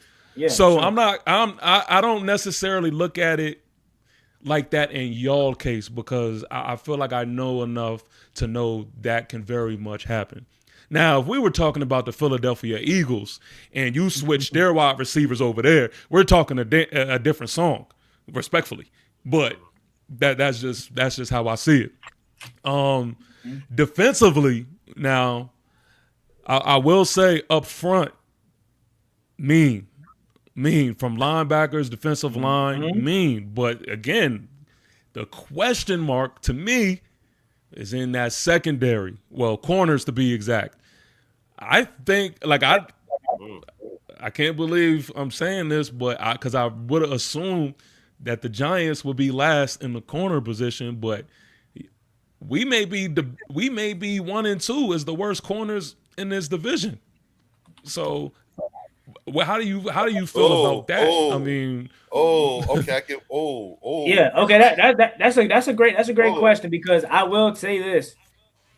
Outside when we come to our defense as a whole, everybody up here, we had a overall, like literally, we brought in Kayvon Chase on, we paid Adafe Owe that bag, we brought in the Tim Settle interior help, we got a boatload of help at the linebacker position. I mean, Sonny Styles at 7, come on now, like that guy was projected to be one of the best linebackers, or he was one of the best linebackers in the nation. Wearing 0 at Ohio State is equivalent to, I don't know, like just something outstanding. Like only like the captains or the best player can wear that number. So Sonny Styles in the linebacker position. We went out and we signed Leo Chanel. We all know that name. Kansas City Chiefs, number 20, the 25-year-old linebacker entering the prime of his career. And then obviously got Frankie Louisville. Philly, y'all know about Frankie Louisville. Whether y'all want to say he's dirty or not, you know how number 4 gets. He plays very hard and he's tough. I don't disagree with you, TP. I think our cornerback questions are very, very reasonable, right? Because obviously we have Mikey Sanders still from Michigan. I really think he's really good. Of course, I think he took a step back last year due to the defensive scheme. So the jury's still out on him. It's a question mark there. Our projected cornerback 1 who locked down Malik Neighbors in his debut, Trey Amos, he's dealing with a broken leg. Basically, he's come back from a broken leg injury. However, he is really talented. We have high hopes for him, but again, we have to see it. We haven't seen it on a consistent basis. And I don't know if you guys are familiar with Amik Robinson from Detroit. We went out and we signed him as well. And he's going to, in my opinion, have a monster season. I think he's really good. I think a lot of people put too much stock in him being undersized because he does something that we have not done in years, and that's forced turnovers. I'm talking peanut punch. I'm talking Mikey Sanders has led this team in interceptions over the last 2 seasons of his career. So talent-wise, I think we have some there, but again, it's not the most talented part of our defense, and I can understand why you would have questions about our cornerback room specifically because it's not the best. Shout out to Jean 45G with the $10 super chat. She says, "What up, fellas? What do we have here? Leo fraternizing with the enemies. Go Birds." Jean, I'm church cheating. Shout out to Jean. For all the saints in the building, y'all know what that means. So listen, I think that overall, I think overall, like that to me are the biggest question marks regarding the Commanders. But when we putting all the jokes aside, I mean, at the end of the day, you know, when you step on the field with y'all, you can't sleep. Y'all definitely play with an intensity that I believe that my Giants are going to come with, and so I'm looking forward to that aspect of it. Mm-hmm. And that explains, you know, why we haven't been able to beat JD5, you know, and you know, we're going to stay tuned for that. And I'm also just waiting on, I think any day now is going to happen. I'm just waiting for, you know, that Stephon Diggs move. I hope so, but I don't think, I'm not like too sure. I think they're going to wait till training camp fully gets underway and they see if we're struggling in camp, okay, go out and give a guy like Keenan Allen or Stephon Diggs a call, maybe. I personally want it to happen, but I think they're confident enough in the potential of this room because, again, the potential of this wide receiver room is through the roof, in my opinion. From our rookie guy to Treylon Burks, who was a former first-round pick, ironically enough, involved. And the reason why the Titans were comfortable enough trading A.J. Brown to the Eagles because they drafted Treylon Burks. He didn't pan out there, but he had a really solid season with us. But he's injury-prone. When he was healthy. That's a person that you could say is injury-prone. Yeah. I will agree with you with that one. If he stays healthy, he's so flashes, but that's the biggest thing with him. So. Right. All right, Dallas, it's your turn. It's time to put the attention on America's team. Don't stutter when you say that. Don't stutter when you say that. That's us. That's us. So, I mean, listen, I'll start with this. I honestly do think that y'all are going to have a offense that's going to be a problem for not just this division, but for this league. I think that it's going to be fireworks. CD, George Pickens, run game, Dak.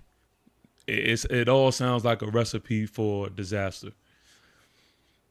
The big question mark is not on the offensive side of the ball.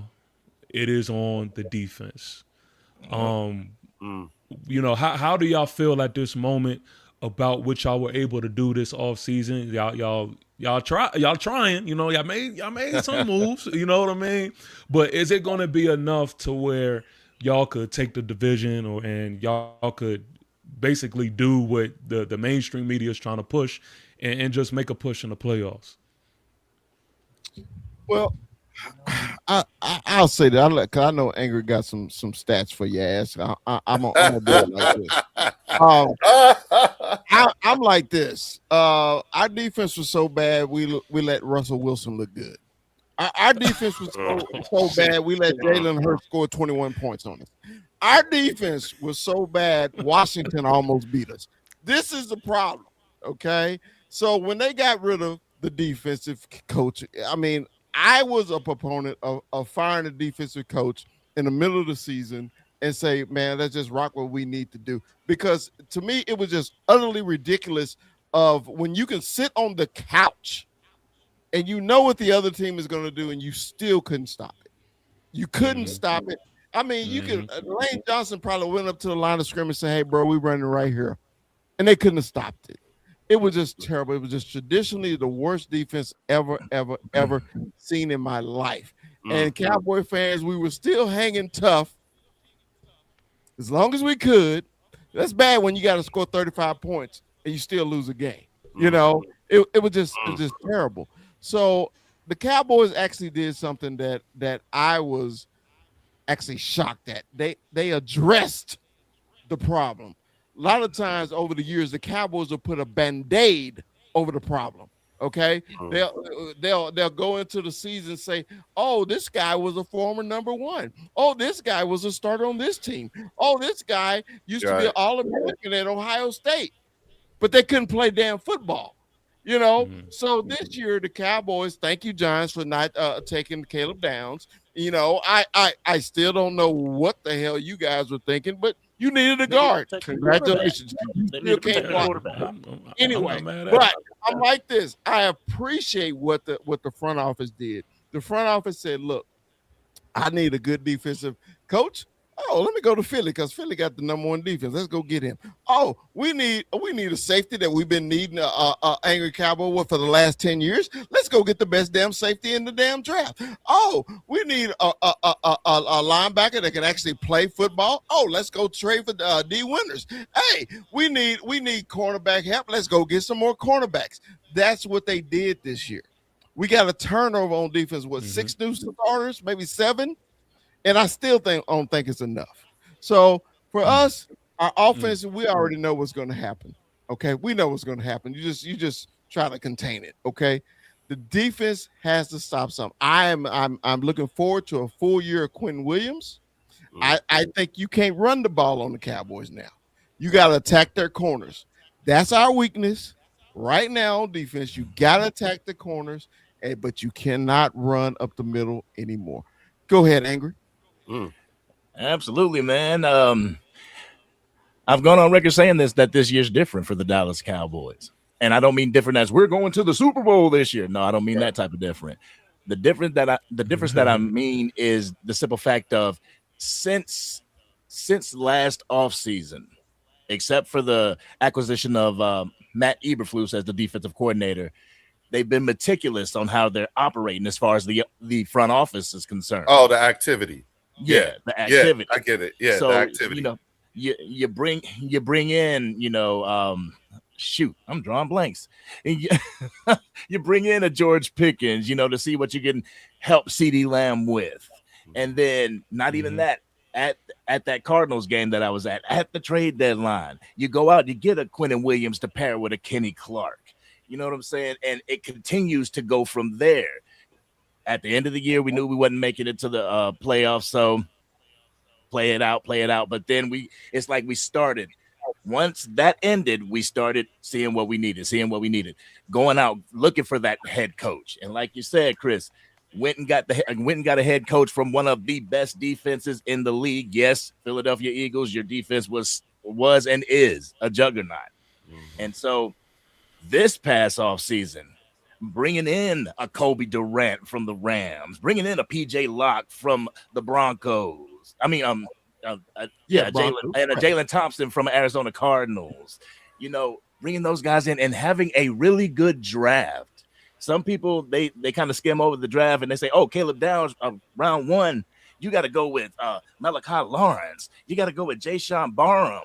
We got some help in Devin Moore in the 4th round at the cornerback position. We got cornerbacks that are coming off of injuries that are getting braces taken off of their legs, and they're able to have a complete off season. We got a lot of things in Cowboys Nation, especially that front defensive. It's going to be impenetrable. And people are talking about the, oh man, well, y'all don't have any elite edge rushers and stuff like that. We're going to get the penetration, no Diddy, from the middle. You know what I'm saying? It's going to come from the middle, and your quarterback's going to get flushed out to those outside linebackers, and that's where we know the destruction is going to start. So it's the defense, the offense as advertised. Jerry Betts right there. You say Tito Agbonya, another good addition to the Dallas Cowboys front four.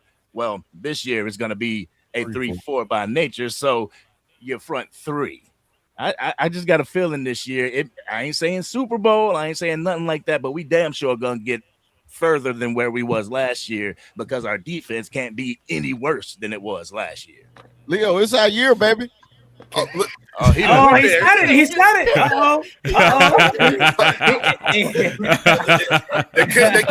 They can't help themselves. It's okay. They can't help themselves. Can I ask this though? Can I ask this question to the Cowboys fans? I got like a funny question, but also a good a statement.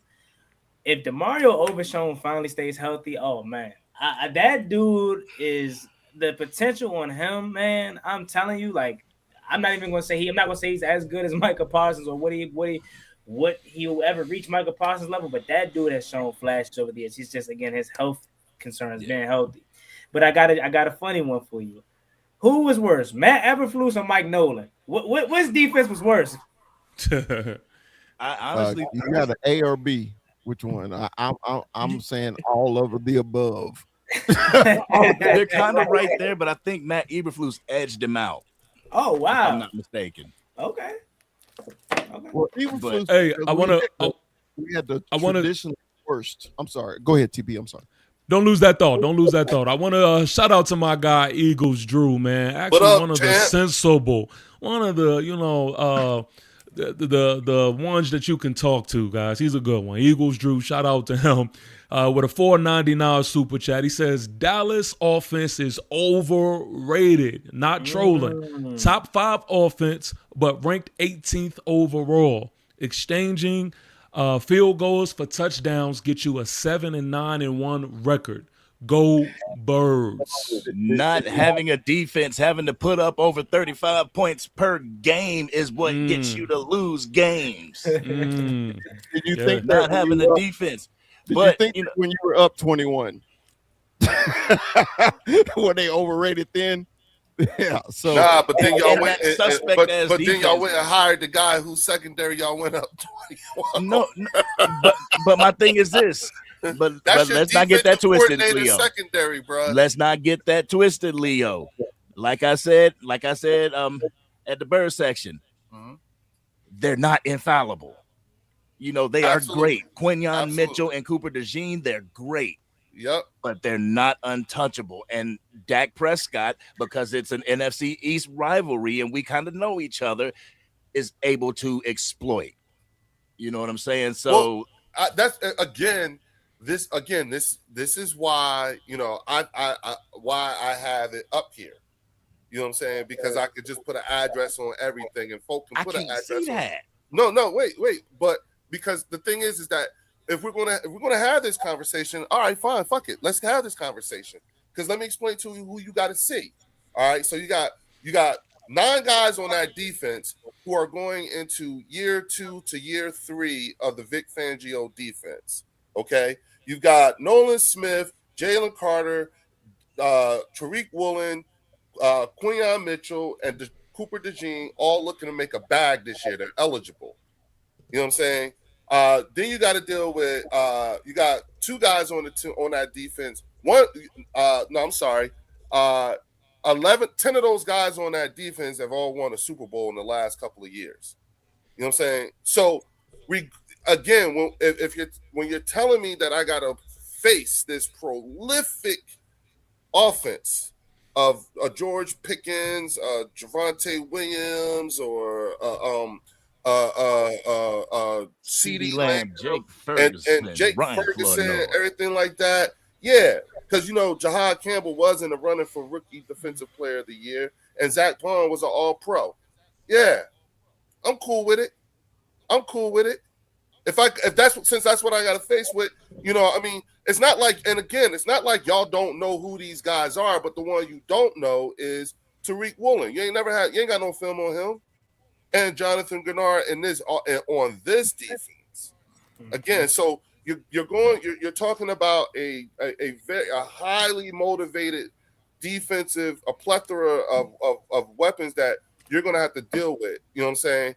And mind you, on the offensive side of things for the Cowboys, you know what I'm saying? You know, you got a lot of guys who are coming into their own. This is and I'm sorry, not on the offense. I'm sorry, the defense. Every single person on that defense is in year 1 of the Christian Parker experience, and none of us here have any idea what that looks like. Now, some of us do, because Christian Parker was our secondary coach. And to be quite honest with you, we love Christian Parker. You understand what I'm saying?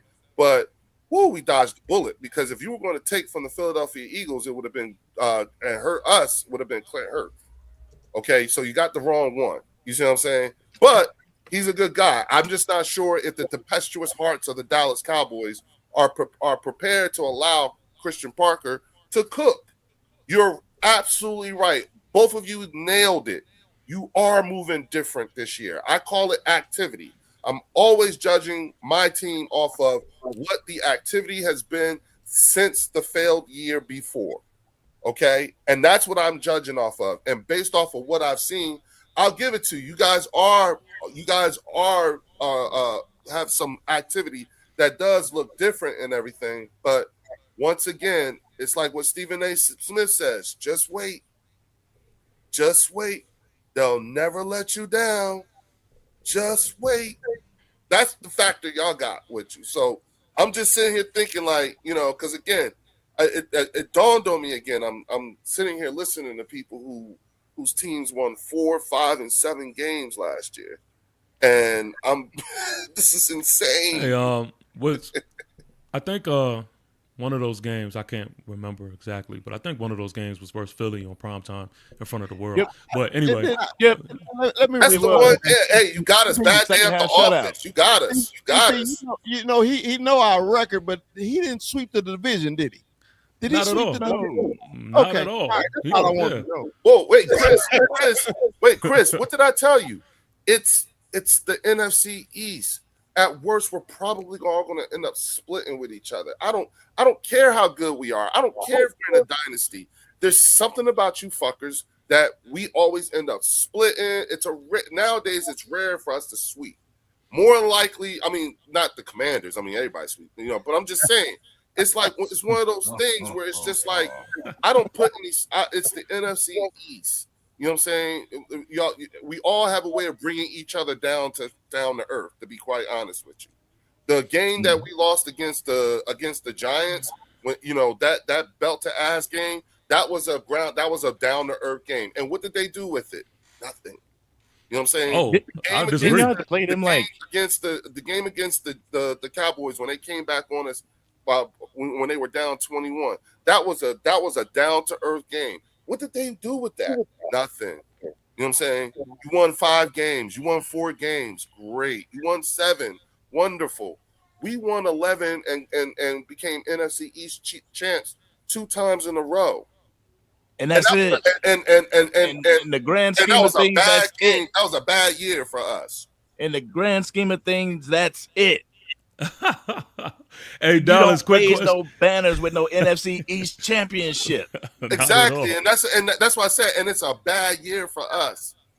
We still think it's a bad. Like, please, you know what I'm saying? Listen, what's the bottom line? What did Jalen Hurts say? Keep the main thing the main thing. What's in the W column and what's in the L column? And you're right. That's why I said I call it activity.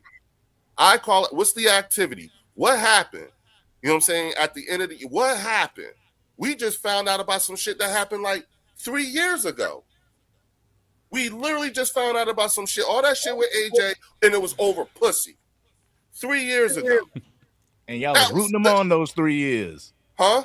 Y'all was rooting him on those 3 years before exactly. y'all found That's out. what I said. Yeah, hey, angry. Loving them 1,000-yard seasons. We found out they ain't gonna be missed. Yeah, no. I'm just saying we found out the same time you did. Yeah. What were we doing during those times? Cheering it on. You know what I'm saying? But now he's not here no more. So everybody that was here last year ain't here now. And this is what we got to do with. So when I look at that offense, you know what I'm saying? And I say, okay, I don't see AJ on there no more. But I'm okay with Mekhi Lemon and Dontavian Wicks. And if I'm not okay, and if they're not okay, then I'm okay with Hollywood Brown and Darius. I wish we had a soundboard.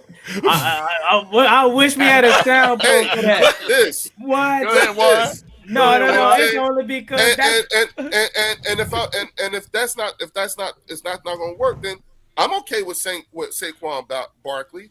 I'm okay with Dallas Goedert. Saquon Barkley isn't sure. What I was trying to get you to understand earlier was that the reason why I said AJ Brown was the catalyst to your offense is because he's a matchup nightmare. It is more prone for a defense. Wait a minute. What do you think you are telling me that I don't know about AJ Brown? I'm not telling you that. I'm showing you. Well, I hope you know that because the way you just said, hey, look, if we can't get the production out of so-and-so, well, Hollywood Brown is cool. AJ Brown, yeah, AJ Brown was good, but we're not like you all missing his production. How you said we feel like when outside looking once again, you missed the overall point. I said the activity. I was talking about the activity. AJ Brown is no longer on this team, right? That's a fact, correct? And so now that we've gotten rid of AJ Brown, the activity was to go get Dontavian Wicks and draft Mekhi Lemon. So that and go get a Hollywood Brown. So if that was the activity, judging that activity in light of AJ not being here, I'm okay with that. Okay, I like that. Those were good moves since y'all did that shit. If you're going to get rid of AJ, you better do something. And they did something. Look at what they did. You don't think that's good? So no, I was not missing your point. I'm going back to the top of the show. When you told us that us as Commanders, Giants, and Cowboys fans or any other team that's not an Eagles fan, you said that we are more worried about you all losing AJ Brown than you all are actually because of Saquon Barkley, because of other pieces that you just mentioned. I said on the priority list. I said you guys think it's more of a priority than we do. And we have a right for that opinion. And I'm about I'm to not tell saying you. you don't. No, I know, but I'm trying to explain to you why I feel that way. I'm not saying. Listen, I'm not discounting anything that you are saying. I gotta finish first so you can understand what I'm trying to say. What I'm trying to tell you is stop telling me that we think this. When I'm telling you, no, that's not what it is. Cool. All right. Okay, cool. So I'm gonna just say this. Okay, I'm gonna just say this then, since it's a disconnect somewhere. Saquon Barkley is more. It's more easier to be able to shut down or adapt to limiting Saquon Barkley's success, as we seen last year. Even though you want to point to the health of an offensive line, opposed to an AJ Brown, and then you went into listing the rest of the receivers. I'm not saying that you believe that it's an equal production. But you're saying you're fine with Mekhi Lemon. That's a question mark because we don't know what the young fella is. You're fine with Dontavian Wicks and Hollywood Brown and a slew of other receivers, and that's why TP kind of laughed. And I had to back him up with that because it's like, whoa, you're saying you're fine with that kind of production. How do you know you're going to get that production from, in my opinion, guys that are Jags? It's a reason why Hollywood Brown's on this third, fourth team. It's a reason why. Where's the disconnect? I'm confused. The disconnect is that I am not saying that I am fine with Dontavian Wicks and Mekhi Lemon replacing AJ Brown's production. You're just happy that they did something. Yes, I'm judging the activity. That's all. I don't know what they're going to, what Dontavian Wicks and Mekhi Lemon is going to look like. I have absolutely no idea. But when you conduct the act of getting rid of an AJ Brown, what's the move to fix that, to address that? Oh, y'all went and got Dontavian Wicks and Mekhi Lemon. I don't know what they look like, but okay, based off of who they are and everything like that. All right, I'm okay with this activity. I don't know what the production is going to be. I'm just. And of course, and I don't expect you to go into a season not being positive or optimistic. But when you get rid of the AJ Brown, who's the monster and the most, and you're scared of him and all this other shit, when you're the team that gets rid of him, you got to do something. What is your something? Our something is they went and got Dontavian Wicks and Mekhi Lemon, Hollywood Brown, and we got other players on the team. So. That's my fault. And that's my fault for not. I don't expect you to not be positive or optimistic about those guys.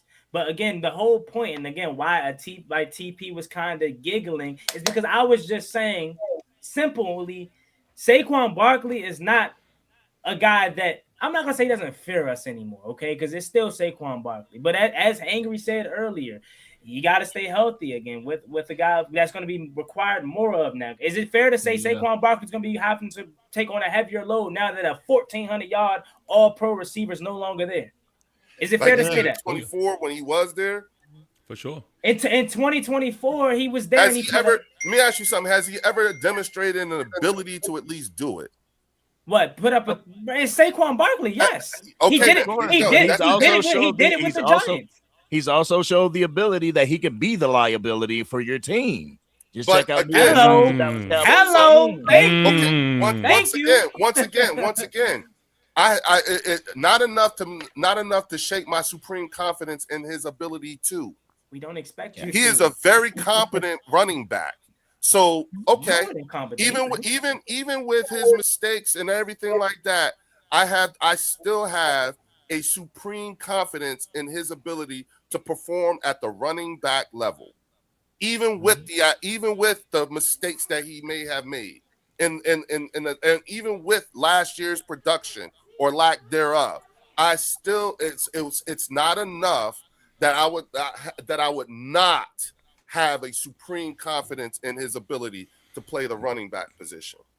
Okay. What's your plan B? Real quick before you get there, please don't lose that point. Hold on to that point.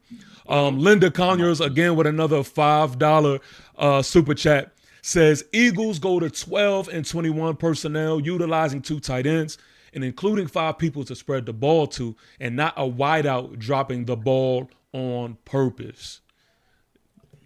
Y'all really think AJ Brown was out there dropping the ball on purpose? Bro, he told us. I told you. He told told everybody. He did the interview. Go ahead, Angry. What was you saying? Go, because I cut Angry off. Go ahead, Angry. I don't forgot that other statement, but I'm saying, but I'm just saying the whole. This is all brand but new. what I'm saying is the whole time that AJ Brown's been a Philadelphia Eagle, he's been purposely dropping the ball. I don't know. We don't. No.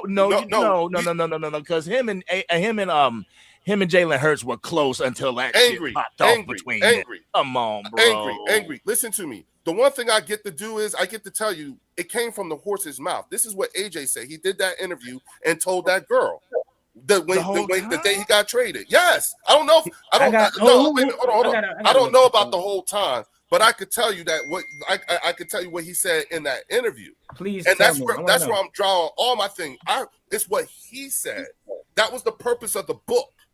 He was trying to get kicked off the team. He was doing all kinds of things. Hey, doctor, this is what we're here for, madam. I'm sorry. I can't hush. Let me go to Chris Dooley says, I don't know what's a better battle, this Roundtable or the Giants guys camera fight between 480p to 720p resolution. Yo, I was going to make a joke. This shit was lit 15 years ago when the Giants was deep. Hey, listen, man. Let me explain so everybody has an understanding, right? It's like having a DVD. Yeah. So listen. Said his future is bright as hilarious. I think Angry don't know. Yeah, no, that is so fucking funny. Because listen, the reason as to why we were late is because for those who don't know, man, I live in El Paso, Texas. I'm in the Army, right? And I'm in the desert. So, like, the Wi-Fi is stupid here. Like, I'm trying every avenue that I possibly can. El Paso, Texas. This is Fort Bliss. Fort Bliss. Oh, okay. Yeah, Fort Bliss. And places in the world. Yeah. So I'm literally in the middle of the desert. So that is hilarious that you said that, because that's literally the reason why we were a little late getting the show started. But oh man, you got me on that one. That's hilarious. TP is true, because one of the guys on our show, the Cowboys podcast, he's in El Paso. And he's always battling his internet too. It is, man. It's crazy out here, man. It's definitely crazy. But thank you, Blaze. Listen, I believe it's my turn. Let's talk about our beloved New York football Giants. Yes.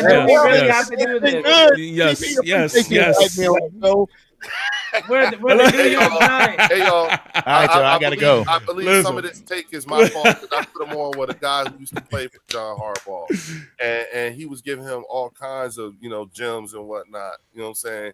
So I believe some of this is my fault too. I've contributed to this. Oh yeah, shout out! Yeah, definitely. That was dope. That was super dope. I want to start by saying this, and I'm not trolling, and this is not just me being extra.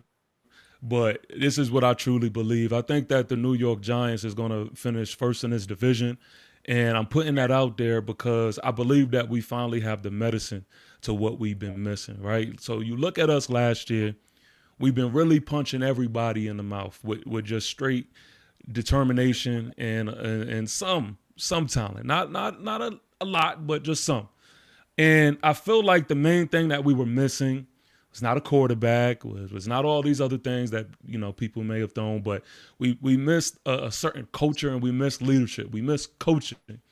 We have that now. Mm-hmm. We have that now. We have John Harbaugh, who is going to match the energy that these players are going to bring, and we finally have a culture. A culture. Y'all haven't dealt with the New York Giants having a culture in some time. So what I mean by that is y'all all are going to, throw the ball in the air and talk about your quarterbacks and, be all pretty on, ESPN and all that stuff. What we're going to do is we're going to punch each and every one of you in the mouth. Each and every one of you. Now, this is a John Wick moment, because I want to look y'all in your faces and tell you, we're coming for all of y'all, pause, and it's going to get bad. It's going to get bad because we're going to out-physical y'all. And I always ask myself going into the season, what makes us different from the rest of the teams in the division? What makes us different is that y'all are not prepared for the physicality. Y'all don't want to tackle Scatterbowl. We've seen that already. Y'all don't want to have to get off a Pat Ricard block coming full steam ahead. We finally have an offensive line. Yeah, all that bad offensive line shit that y'all had to go against. Yeah, no more. No more. Oh, y'all want to ask who's our targets? Oh, I'm glad you asked. The best thing for y'all, the best thing for y'all is for Leak to rest. That's the best thing for y'all. Because when he gets back, it is curtains for each and every one of y'all corners. Dallas doesn't have an answer for Leak. Washington doesn't have an answer for Leak.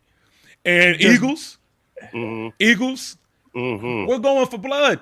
We're going for blood. And y'all think notice how he said we ain't got an answer.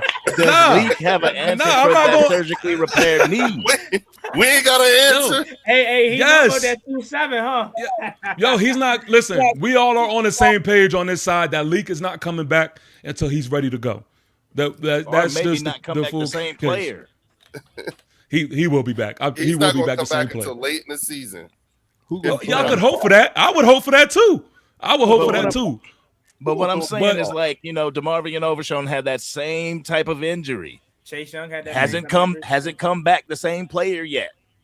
Yeah. Is Malik Neighbors going to be able to come back and be that explosive player? I'm not saying that he ain't going to be a dominant player, but he went from 100 to 90 real quick because of that surgically repaired knee. Well, I'm gonna say this.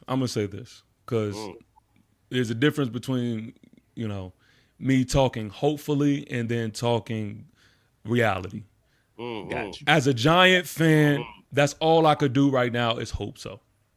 That's it. Gotcha. Like I don't have anything to base it off of. We have training camp is here. He wasn't put on a pup, so I'm only assuming that they're going to test where he is right now. They're going to see how that's looking. So talk to me. Real shit. I heard you on the Sneaky Show. I heard you on your own show, and you've been hyping up your G-men, quite a bit this off season. And hey, it's your mob. You're supposed to. I appreciate it. But are you telling me honestly? In my space, hold on. Why y'all laughing? because for the same reason why y'all was laughing at me. God damn it! You know what I'm saying? The question is now I got love from Harbaugh because I'm a diehard Michigan fan. Go Blue. Okay, I'm diehard Harbaughs. I love them. Okay, but you telling me your team is going to win the NFC East against these three teams just because of coach? Is that what you're saying? That's the main ingredient. There's other factors to it, but that's the main ingredient. See, the thing is, I know what we look like stacked up against y'all when we didn't have the weapons that we have now. Like, I know what we look like when we didn't have a Denard Wilson as a defensive coordinator. So, like, I'm even more confident to know we get momentum in this season. It's going to go a lot differently than what people assume. But that's what y'all look like to us now. Everything you look like, like you said, I know what it looked like when that's what y'all look like now. Y'all it's still the same thing. Yeah. And guess what? And that's why I'm glad you're speaking. But you should be, because we put belt to ass on primetime. Where's y'all? So if anybody should understand that, y'all should understand that. I understand if it was a Commander fan talking to me like this, but we whipped y'all. Yeah, but when you're talking about punching people in the face, realize who's gonna punch you back. Look at that. Put an address on it. Who on your offense gonna punch Jonathan Gennard, Jordan Davis, Jalen Carter, and Nolan Smith? Give me some names. Put addresses on that shit. Come on, man. Scat got highlights on y'all linebackers. What, Vaughn? Was it Vaughn? What's his name? He got highlights running over him, man. What are we talking about? Right. So that's gonna happen again. That's what's going to happen again. Like, of course. Of course, we have the best left tackle in football. I know Juan. He likes to talk Tunzel. But Andrew Thomas is the best left tackle in football. Wait, not literally, but in this division. In this division. Hold on, wait. Trent Williams. Get him. No. I had to. You see, I had to retract. I said in his division. He's top 3. Yes, for sure. For sure, and that's no disrespect, because at the end of Tunzel is him. Let me get a refresher, because I pride myself on knowing a lot, but I can't need a refresher. Jordan Mailata plays right or left tackle? Just a refresher. Left tackle. I don't even know if I'm taking him over. I love Exactly. Jeremiah. Exactly. That's why I said, bless your heart. No. Bless your heart. Yeah. No, Bless your heart. no. Wait, Because okay. y'all are uneducated on Andrew Thomas. That's all that means. So we're very known about Andrew Thomas, the 4th overall pick, right in front of talking about an offensive line. Okay. Number one picks 4 years in a row, right? So y'all been trying one offensive lineman. Y'all got mad. Told him he need to work at McDonald's or some shit he did. Yeah, Oh, you talking about Evan Neal? Evan Neal experiment failed drastically. Well, guess what? Guess what? See, I really got to get into my bag now. See, because the thing is, though, we could all laugh at Evan Neal at what he looked like at tackle, but we won't be laughing at Evan Neal when we move him to guard. It's going to be a completely different thing. Because I'm telling you, for sure. Okay. For sure. Kind of like how y'all did Eric Flowers, right? Y'all had to move a tackle to guard. Like y'all always. He went to y'all. And he played damn good with us as a guard. But my point is, I'm saying like. But my point was that you're continuing to draft these first round tackles that are turning into guards, so you're kind of missing on these guys when it's like, what are we doing? No, that's old news. That's what I'm saying. That's old news. I was just kind of saying y'all have a history of repeating that. In New York, it's a new day. Yeah. We're the New York Giants. I forgot. We're the New York Giants. Facts. Thank you. Now we're getting it. Thank you. Now we're getting it. I will say this, TP, and I'm not trying to troll. I'm not trying to troll when I say this, TP, and again, this is a little bit different because John Harbaugh has. Hold on, Wagati, hold that point. Don't lose it. Hold that, because I just want to remind. Hey, Dallas, didn't we beat y'all too? Oh, okay, my fault. Let's get back to what you were saying. I don't care. A win is a win. A win is a win. Why? They are talking to us like they swept us. They are talking to us like they swept us. No. Hold on. Win the most important thing. Thank you, Leo. Yes, listen, Leo. Important thing. Leo, TP. We got 11 of them last year. Listen at this, Giants. We thank you for beating us week 18. We thank you for skipping over Caleb Downs for offensive lineman, because if you wouldn't have beaten us, we might not have gotten Caleb Downs. So thank you. Downs is still not the answer for Leak. He's still gonna have a field day on that secondary. Like at the end of the day, Leak. I mean, week one, y'all may not see Leak, so y'all should be happy about that. It's still gonna be BTA, but it's not gonna be in the fashion that it would have been if Leak was there. But my fault, Juan. I didn't mean to cut you off. No, you good. You good. Know about your quarterback and his decision making, so I don't think he's gonna do much against Dallas. So Cam, I am worried about is because he is a monster in the run game. I can say that. But bro, you still got to get somebody to block for you. And I don't care who you drafted. Y'all ain't blocked nobody in 10 years. So, when you talk about we have to update that. We have to update the news. We have to update the news. We have a better offensive line than the Commanders, but y'all don't know about that. Y'all don't know about that. If Cam Scatterman keep flipping, Cam Scatterman keep flipping and busting his ass, he might get hit the update button, y'all. TP, why do you hit the update button, y'all? Why you keep coming to attack me? First of all, you said that your tackle was better than mine, and your tackle is not even better than Laramie Tunsil or Joey Mailata. That's for one. And overall, collectively, no, he's not. Joey Mailata, the rugby player, this dude is, oh my God. Joey Mailata is amazing. Our edges. Thank you. Dude, is this a stretch? This might be a little bit of a stretch. This might be a little bit of a stretch, Bird. Shit, Landon Dickinson might be. Come on, that's not even Landon Dickinson. All right. We hear troll. All right, I wasn't sure until this very moment. But now I caught on. He's trolling. Okay, I got it. I just needed to pick up. All right, that's not. Yeah, now I know. Yeah, that's what I'm saying. Yo, guys. Yeah. Y'all really have to do your group. Y'all have to do your research. Andrew Thomas is him. Like I'm telling you. How many Pro Bowls Andrew Thomas been to? Let's look it up. I don't know. Let's look it up. I'm gonna just say one, but like Landon Dickinson and Joey Mailata clears. Like we literally just had this conversation about how good they are. We literally just said we don't even. Hey, Bird, you don't even gotta say offensive line. We know how good y'all offensive line is. Like, come on now. Like we already know that. Oh, he's never been. He's never been. Thomas and it's really because it's injury history. It's really because it's injury history. So he's never been. He's never been.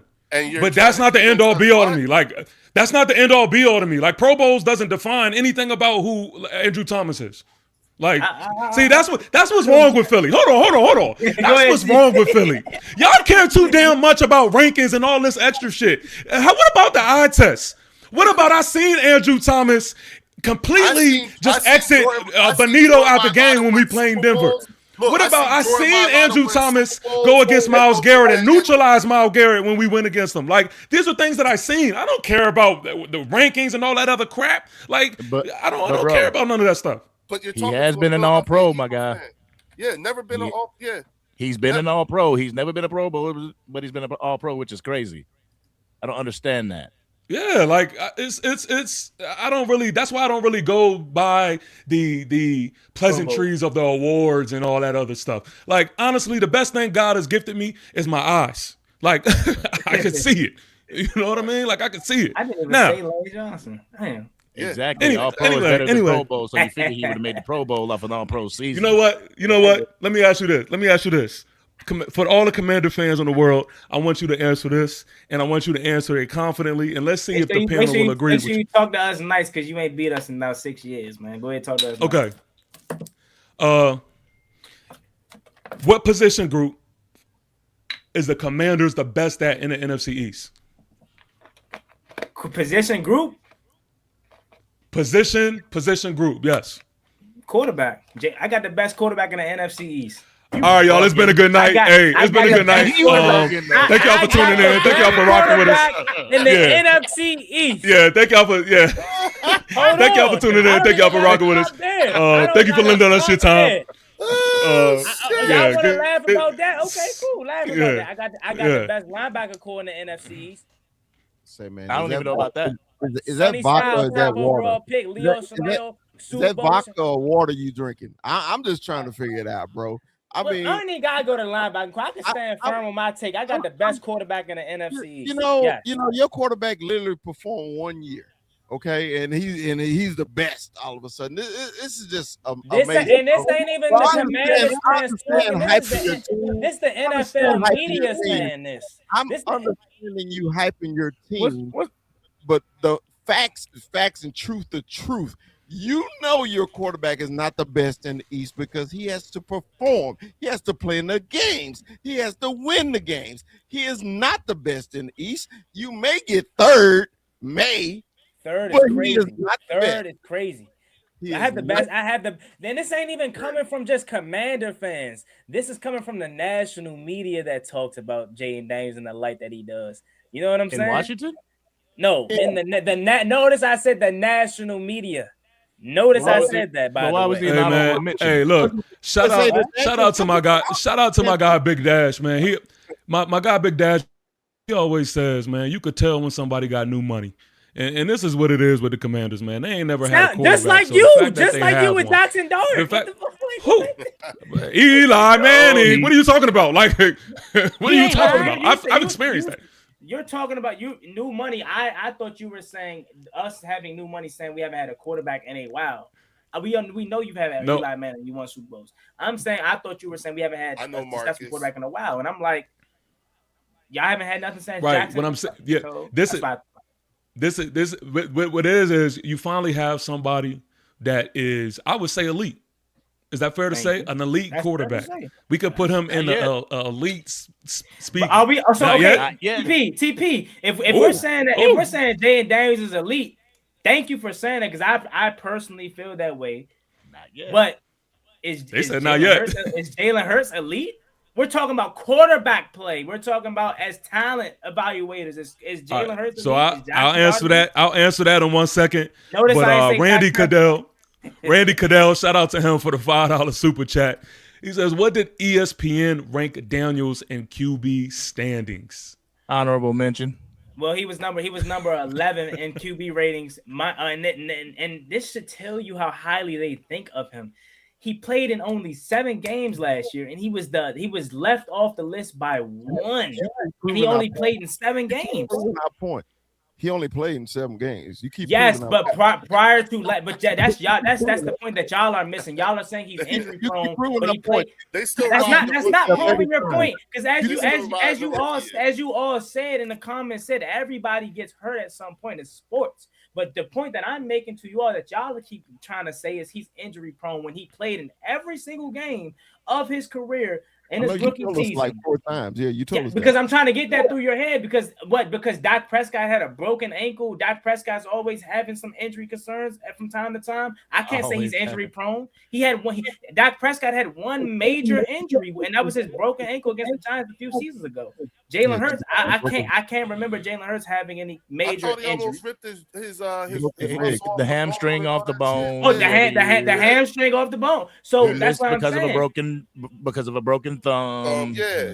And you don't hear me saying he's injury prone at all, because it happens. It's a couple seasons here and there. You know how elite your offense is when Dak Prescott is out there. My point is, go ahead, TP, you got it. Go ahead. No. I don't know. When you say it happens, I don't think that happens. Like, if I'm not mistaken, these injuries are all different, correct? Yeah, they were all different last year. So it's freak.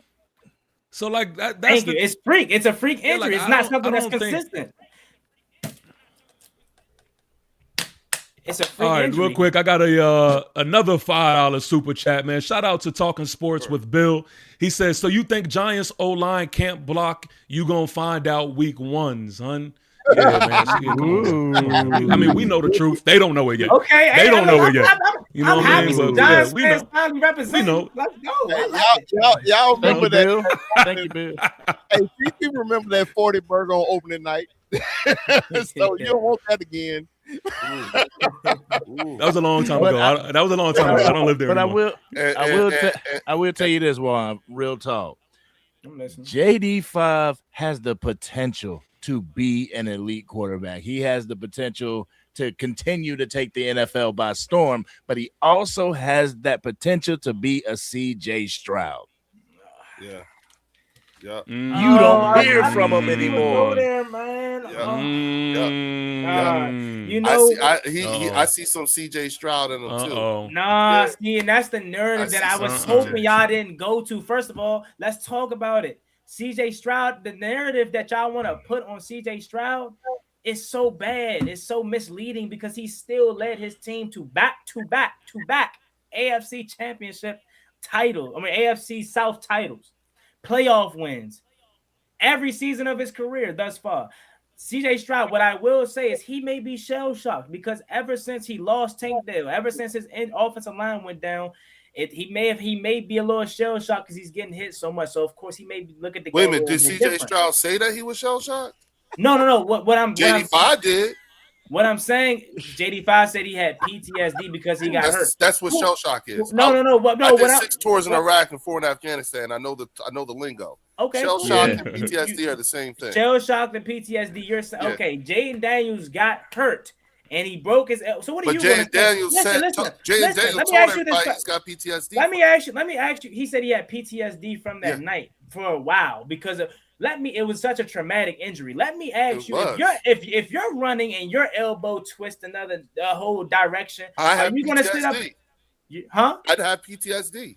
Okay, but what do you continue to do every single day? You don't let that stop you from work through it. Yeah, exactly. Thank you. So that isn't going to change Jaden Daniels at all. How you know? You seen it? Hey, real quick. I want to say this, right? Because this is a comment that I see all the time, right? Randy Cadell, shout out to you, $2 super chat. He says, I see repeat RG3. So listen, I want to say this about this statement. And Randy, I think that you're coming from an innocent place. Let me just say that. So this is not to you, right? But I just want to be careful on statements like these, because when I watch these games, I also like to watch it from a perspective of always respecting the player, right? Now, I do not like the Commanders. I do not like the Eagles. I do not like the Cowboys.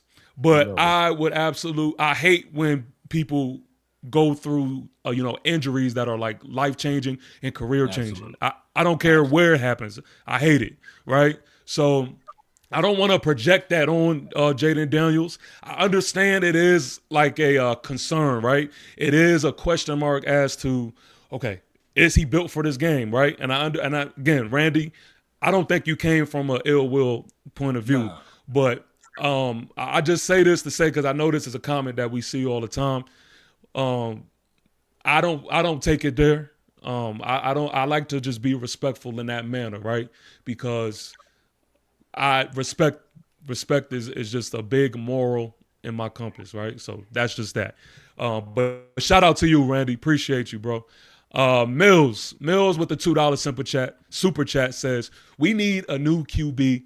I'm tired of Dak stat pad Scott.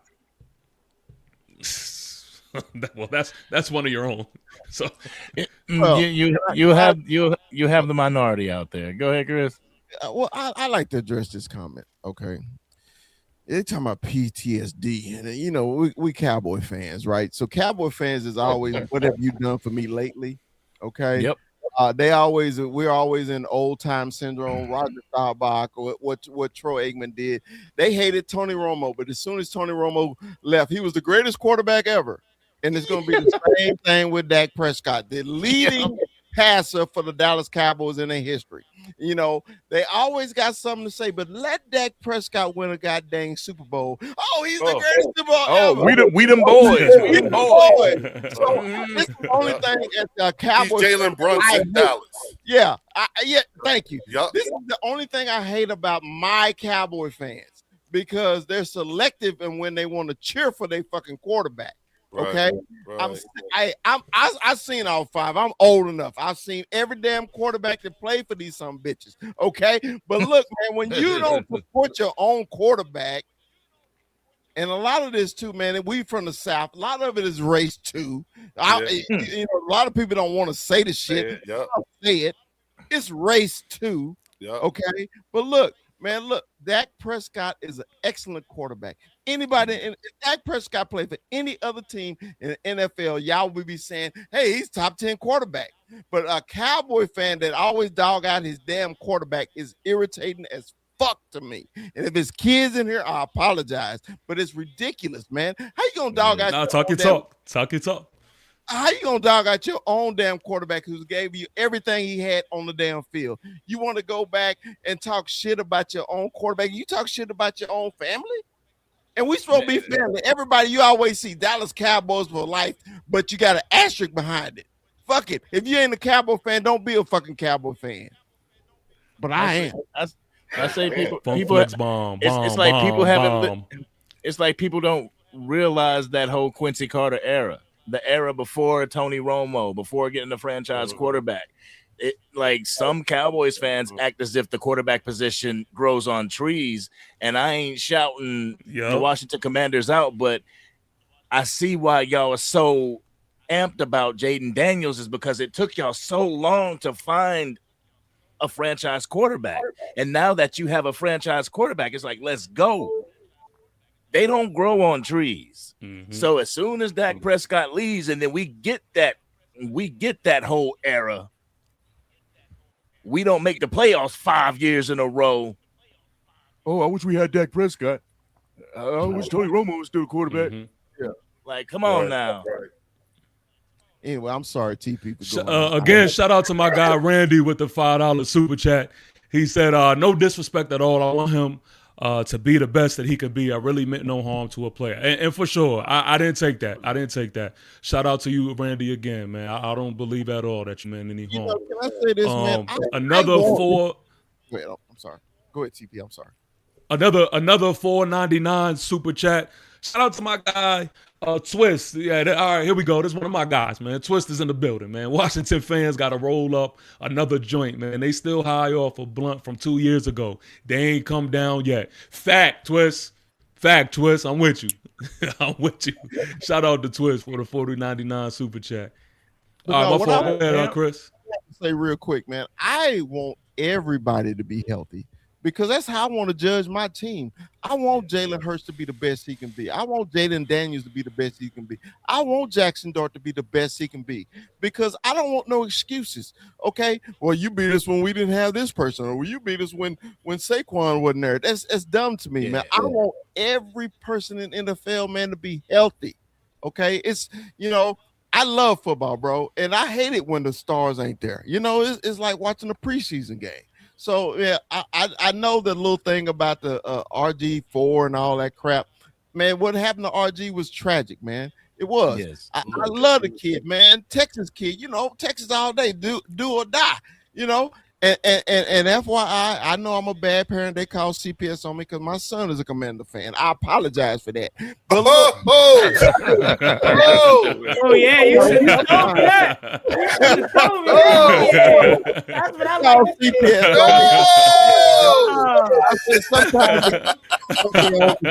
Poor Chris, no. I'm sorry, Chris. I'm sorry.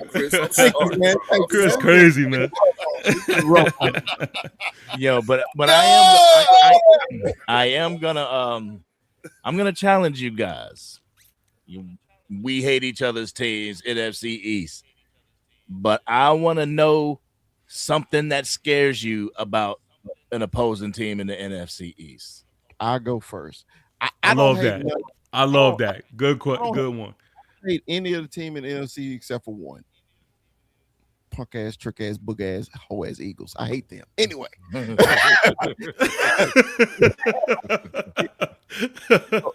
I'll take it. The one are you asking Angry Crowd, the one person that I'm fearing? Like what do you fear? I'd love to do what do you fear from each team in the NFC East. Okay. All right. The one for Washington, I like that. For Washington, it is their quarterback play, because that's the only thing they got. That's it. Damn. All right. For the Giants is Scatterboo. I just think he's just a dominant running back, and I think if Washington can block for them, it'll be fine. And with the Eagles, it's always their entire defense, because they're stacked. They're stacked everywhere. So if you can just get up on them, I think you're fine. Okay. All right. Anybody else want to answer that? I'll go next. Yeah. I love this question. So I'll go next. Commanders, quarterback, point, period, plank. It ends there. It starts and ends there. Quarterback. Dallas, it is that passing game. I'll just be a little particular and say the passing game. I won't, I see Dash in the chat. He says scared is crazy. So I won't say scared. I would just say, something that I'm looking out for is definitely that. For the Eagles, I would say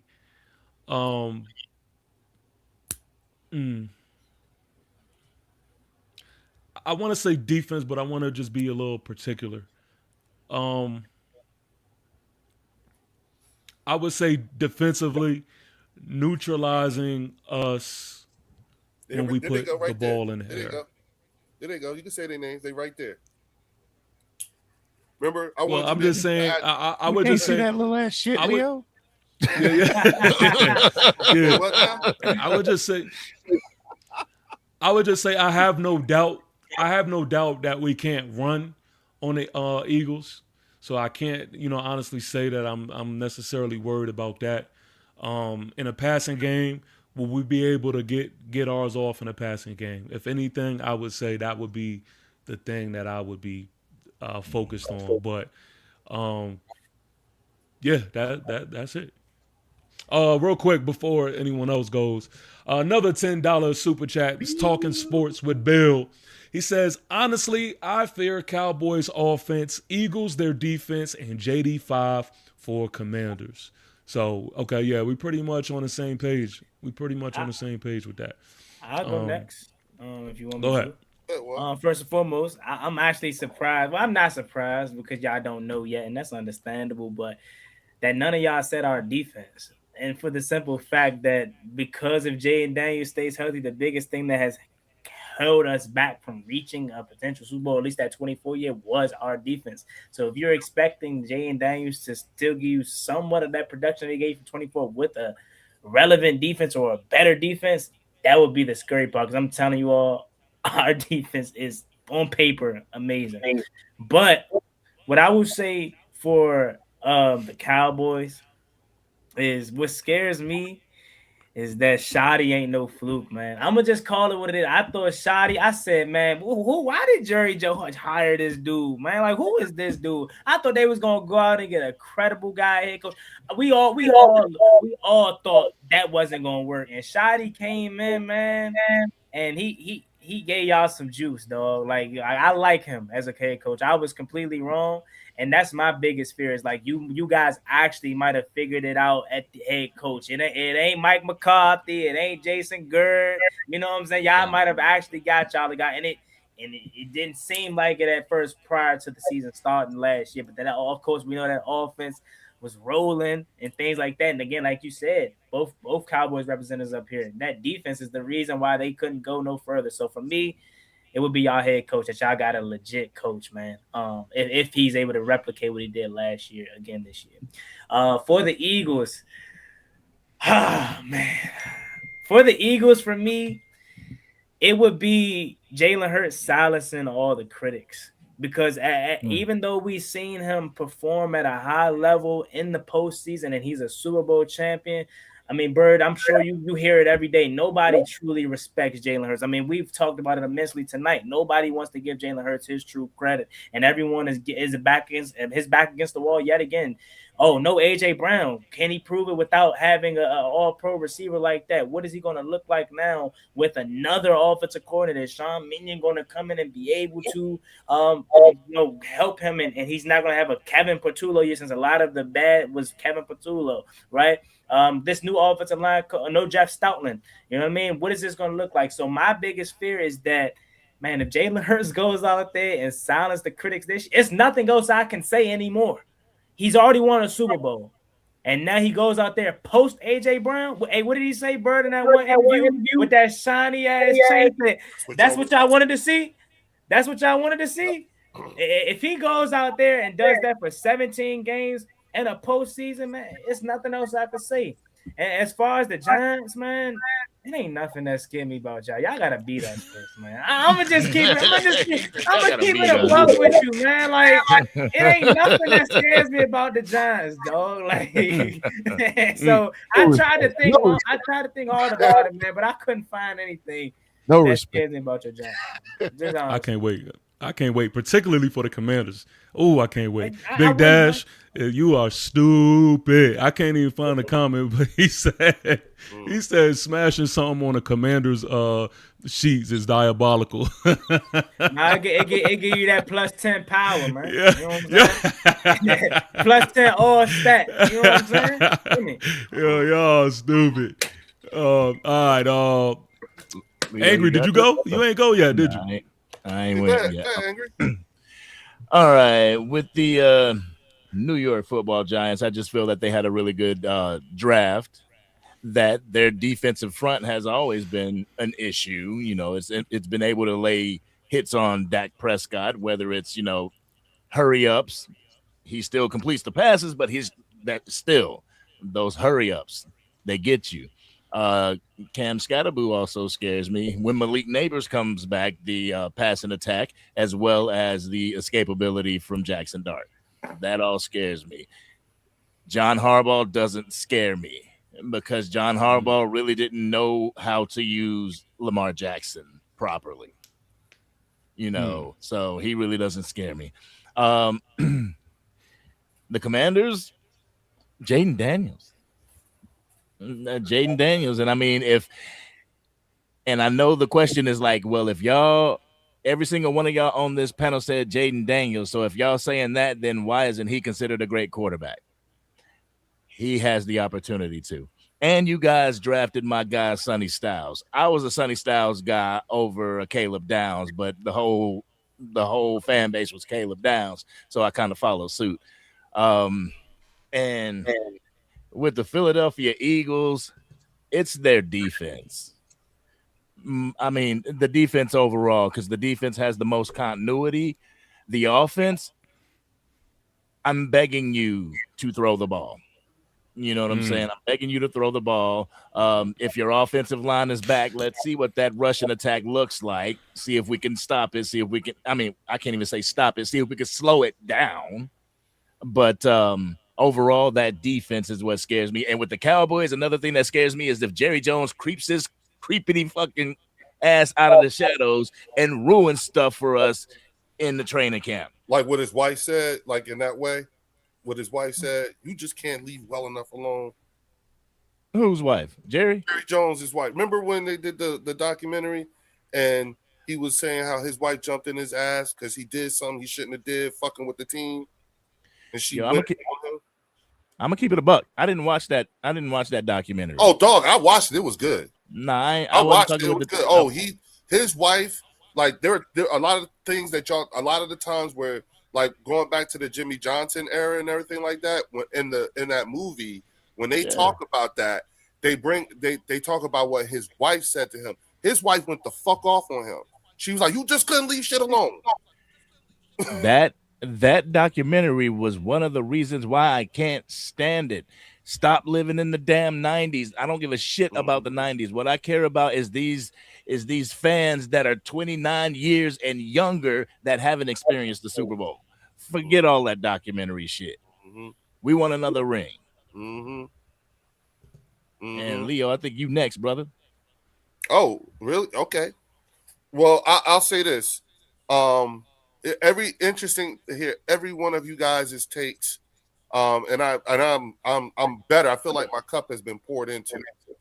I do feel like my cup. I will leave here feeling like my cup has been poured into, and I will look at the things that you guys have told me to look at. You know what I'm saying? I feel like I know more than what I did, but I've sat here and I've listened, and I am struggling, y'all. I'm really struggling because I don't fear nothing about anything about y'all. Now I'm excited. I'm excited to see what my offense is going to look like against this new Dallas defense with all the things that are going on and everything like that. But not much to fear. You know what I'm saying? I'm excited though to see what we could do. How are we going to the things that we could do to limit JD5? You know what I'm saying? And also what I'm excited to see what my offense looks like against Dallas. I mean, the Commanders linebacker core, the new toys they got. I'm excited to see that. I'm excited to see, you know what I'm saying, what this new attitude towards situational football is going to look like from the Giants. You know what I'm saying? But I'm not all that excited only because I expect it to be a little bit of a shit show only because they're in year one of the John Harbaugh experience, and he's still got to learn how to play with the new toys he got. Now, I acknowledge all of you are in the midst of a multi-year rebuild. You know what I'm saying? Some of it predates your new coaches, others predates your new weapons. But you all are in a multi-year rebuild. So I think you all are on the come up so long as for different reasons for each of you is why it's just going to take, other things that could fuck it up. But y'all look like y'all are trending in the right direction. Whereas for us, it's a retool. And so, when you think about the way for us, it's not just, yes, let's look at who we have, but then it's also what assets and resources do we have available to us? And how do we strategically deploy those assets and resources? And because I get to have the most supreme confidence in my general manager, Howie Roseman, regardless of how people think of him or what they may say and everything like that, the view here is different. We're definitely breathing different air. You know what I'm saying? At the end of the day, again, like I said, I'm sorry. I really struggled. There's nothing about Who you do y'all guys. think y'all are? Like, We're the current NFC champion, and like, who do y'all think y'all Yo, are? Big Dash said it. Big Dash Oh, said my- it. what did he say? Eagles fans got to sit on a high horse. And you're right. Yeah, You know what? And man, you're right. like- And you're right. I would say if I were you, I would be. I would say this though. You know, because you're right. You know, Juan. Like one thing I don't think. You know, this is when we talk amongst ourselves. Okay, when us Eagle fans talk amongst ourselves, one of the things that we always talk about, we say because there are things we say to ourselves, we say to each other, and then there are things we say when other people are around, right? And one of the things that we always talk about a lot of times is we say, y'all know, do y'all realize, you know, like they all this material they giving Jalen Hurts because he don't say nothing. You know what I'm saying? He don't say shit. That's part of the reason why the local media, Philadelphia media market, can't stand Jalen Hurts. They hate him because he doesn't say anything. He doesn't give them anything. You know what I'm saying? Even and but what he does is he speaks through action, which is why when he came out there and sat down and said, "That what y'all wanted to see?" He didn't. Like some ass whoopings don't need to be announced. You know what I'm saying? A lot of time, ass whoopings just need to happen. They just need to be implemented. I think he say a lot. It just ain't. I don't think he don't say like that. Listen, the things that he do say, bro, they can't. It don't make sense to them. They don't like. I'm telling you, they don't like him. He says yes, ma'am, no, ma'am. Real quick, yes, Leo, no, sir, and not they to can't cut you. stand him for it. Let me cut you off real quick. Twist, man. Shout out to Twist for the $9.99 super chat. He says, stop with the hardball hate. He put Baltimore in position to win every year. He can't hold on to the ball for flowers. He can't catch a pass for his all-pro tight end on a 2-point conversion or make a field goal for his kicker. And another one is shout out to Jacob. Coach him? He $10 super chat. He says, I know you weren't talking about the Giants and the rebuild when we whooped y'all ass last year. Exactly. And Jacob Back with then, another the $10 Yeah, we was back there like. says, Yeah. he says, and that was without a coach on this. the sideline. You think you guys stand a chance this year? Because I don't think the Giants are sweeping the Eagles. No problem. Again, that's why I say bless your heart for thinking that. But that okay. You know what I'm saying? It's not going to be a whole lot of what I refuse to do. Okay, the one thing I refuse to do is to convince you otherwise. I refuse to do that. If this is what you think and that's your take, so be it. Yes. Okay? Because the only thing that's going to answer any of this stuff is time. So Yeah. I'm prepared, you know. That's all. Bless Yo, your heart, though. Yo, chat. If you're my age, you ain't gotta tell me.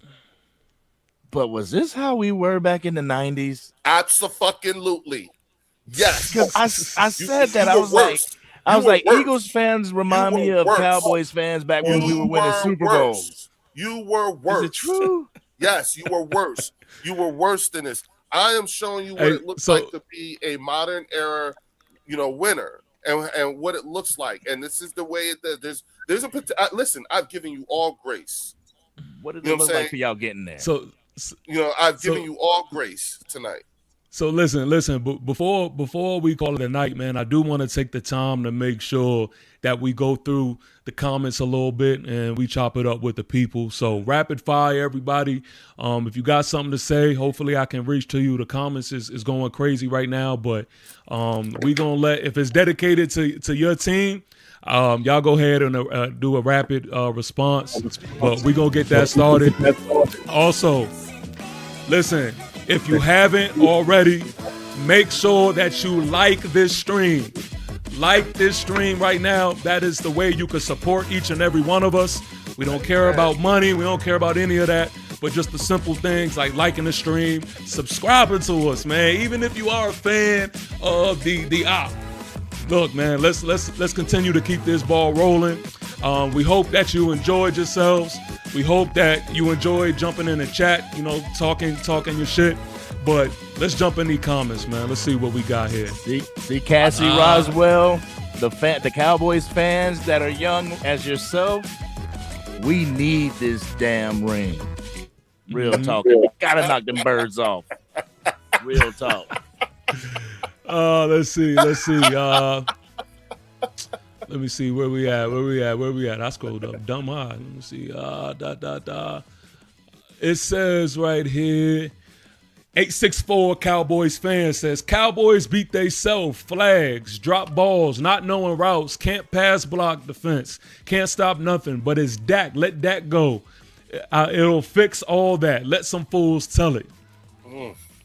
We got Lord Vaughn here says, we don't need y'all to agree with us, but understand we what y'all trying to be. Y'all think y'all the almighty. Yeah, y'all are what we have been. I ain't trying to be like the Eagles. I ain't gonna lie. I'm not trying to be like the Eagles. I don't want to be. Y'all are what we have been. Listen, 5 times over. 4-13, 5-12, 7-9-1. Let me tell you why I don't want to be like the Eagles real quick. I don't want to be like the Eagles because I don't want to know what it feels like to even though I'm a Super Bowl winning head coach, they want me fired after week 5 every season.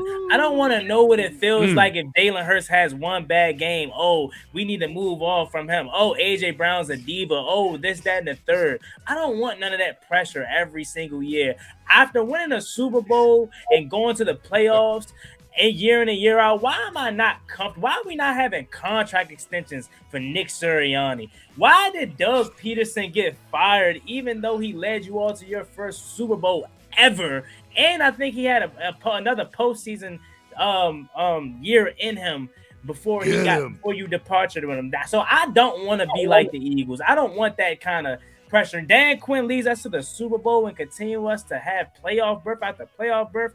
He's getting a contract extension, man. So I don't want that pressure. I don't want to be like y'all. I'm good. And that's why you'll never be a diamond. We're diamonds. That's the point. Pressure creates diamonds. Man. You will be Shout out to my guy, Big Dash Knows in the chat. Super dope New York Giant content creator. Listen, all my Giant fans, especially all my Giant fans, man, if you are in this chat, make sure you make your way over to Big Dash Knows, man. One of the best doing it, man, over here in New York Giant land. He says rocky ass storyline. I believe he's referring to Jalen Hurts for sure. But shout out to that's Jacob. My Big Dash, Big Dash. I did one of these with him. Shout out to Big Dash. Yes, I did. Yeah, that's my guy, man. I did an NFC EAST Roundtable with him. And so I know he represented well. Then, let me tell you something. You picked the right guy, bro. Listen, let me tell you something. I was so fucking mad when he left because I think he had something to do, like some family thing to do or whatever. He had to go, so it was totally legit. But I was so mad when he left because it was like with you, TP. You know what I'm saying? It was like a breath of fresh air. It was someone who knew their team. It was someone who you could freshly engage with. And it was a good show. It was one of Game Time Brian's, a really good show for him. But it was Louis T and me and I forget who else. But it was like when he left, it was like you know what I'm saying? He's a good dude. Shout out to Big Dad. Yeah. You know what I'm saying? For sure. Hit me up, man. For sure. Yeah. Hit me up, bro. Shoot me an email or something. You know what I'm saying? That's a good one, dog. I respect him. I respect his opinion too, like you, TP. Yeah, he was funny as hell in the comments tonight, man. I like when he lets his hair down, although he's bald. But I like when he lets his hair down and he he's on the type of time he was in the comments. That, not me. That's my guy, dog. That's my guy. Gene with a $2 super chat says, "Angry Cowboy, y'all was horrible in the 90s." Thank you, Gene. Yes. Yes, ma'am. Understand, those years encompass high school and college for me, bro. You know what I'm saying? High school and college. No, I'm sorry. No, yeah, high school and college, yeah. And watching the Bills. So, and remember, we went to 4 NFC championship games in a row. You understand what I'm saying? So Eagles Drew with a question right here. He says, why CP couldn't coach Ringo, Adoree', Jacorian, and Brown? Why he didn't make them all pros? Because everything a coach touch ain't gonna turn to gold. That's true. Yeah. You know what I'm saying? Yeah. Yep. Rollcout 5177 says, can't wait to see what the Commanders' defense can be this year. Underwhelming. Underwhelming. All these Juan, folks. you muted, Juan. You muted. Yeah. Underwhelming is crazy. Come on. Hey, TP, like, what's up, though? I think TP really got some. He really don't like us because they ain't beat us in a while, man. So Yeah, that's what it duh. is. You got a defensive but I'm head saying, coach in Dan Quinn. it's like he had, you know how I said I got Bird in my crosshairs. It's like he got a different disdain for us right now. The second they beat us, oh my God, I'm getting off the internet because it's gonna be their Y'all Super the Bowl, ones man. I want. Yeah. Y'all the ones I want. That's exactly how we feel about y'all. And we See- got to sit there and listen to that shit. No, You know what I'm saying? Bird. You should feel like that about all of us. I do. That's what I'm saying. Yeah, I feel like that about all y'all. Yeah, I do. You know what I'm saying? Lord. But it's just, what can I like, you know, what can I say? You know what I'm saying? Like, Our defense is gonna be really good. I'm just gonna let you guys know that. Lord Von saying for a 7-win team, Cowboys fans still horrible right now. My thing is this: what you expect us to do? We might be good. We might be good. I don't know. We got to see what training camp gonna be. Fuck that. I'm saying everything except we go into the Super Bowl. I can't wait till we do this show again. Now, but here's the thing, though. All we've Back, seen, Juan. I'm talking about us and the Commanders and the Giants. All we've seen is 2 7-win years. So, Hey, I got Who said we was gonna be the last Thank 2 you. years. Who said we was gonna be a top 15 defense? I'm just asking. I'm just telling you what you look like to us for the last couple years. Oh no. He just done. You know, like, okay. Nah, I hear put up I hear what you're saying, but I'm looking at what you've been doing. Nothing about what you've been doing these last 2 years tells me I should think otherwise. Okay. Y'all made some moves, y'all got some activity and everything like that, but it's just like what Stephen A. Smith says all the time. Just wait. Okay. Just wait. Okay. And I'll tell you what the Philadelphia Eagles are. I'll tell you what the Philadelphia Eagles are. You guys are little bro. I don't give a damn if you won 2 Super Bowls in the past 3, in the past 5-6 years. You are still little bro, not even to the Dallas Cowboys, but to the NFC East. Everybody in the NFC East has more Super Bowls than y'all do. And I ain't trying to hear about no damn championships when people were wearing leather helmets and there were only 10 teams in the damn league. Nah. Hey, I think you are 10 billion% correct when you say what you just said.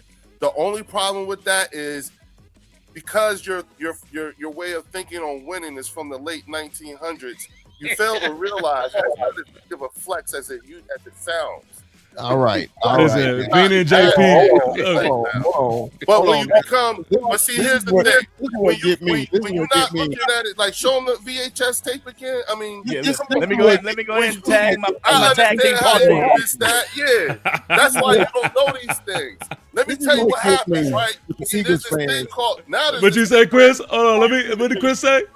Let me tell you what this would give me with the Eagle fan. Okay, yeah, we had the VHS tape. But it took you 60 years to win one. So when you did win your little championship in the in a real NFL, y'all was on that ticker tape. Remember, the Philadelphia, the Steelers, the Steel Cheers. What are y'all when y'all merged the team with the Steelers? That was the only time y'all ever won any kind of championship. We was back. Yes, we know back before the Cowboys existed.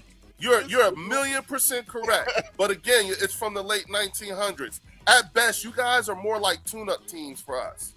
That's what that at best. You're more like a tune-up. Listen, y'all Eagle fans, man. Y'all, man, that delusion, man. They pinky up for real. Yeah, they pinky up for real, man. Hey, real quick. I want everybody to answer this too. And Cowboy Chris, man, I want you to start it off. I want you to answer this one first. He says, who is going to win the NFC East? Y'all chow on that question. I think they all just hold on, TP. You want to do that tonight? You don't want to wait till the next? Oh, yeah. We gonna okay.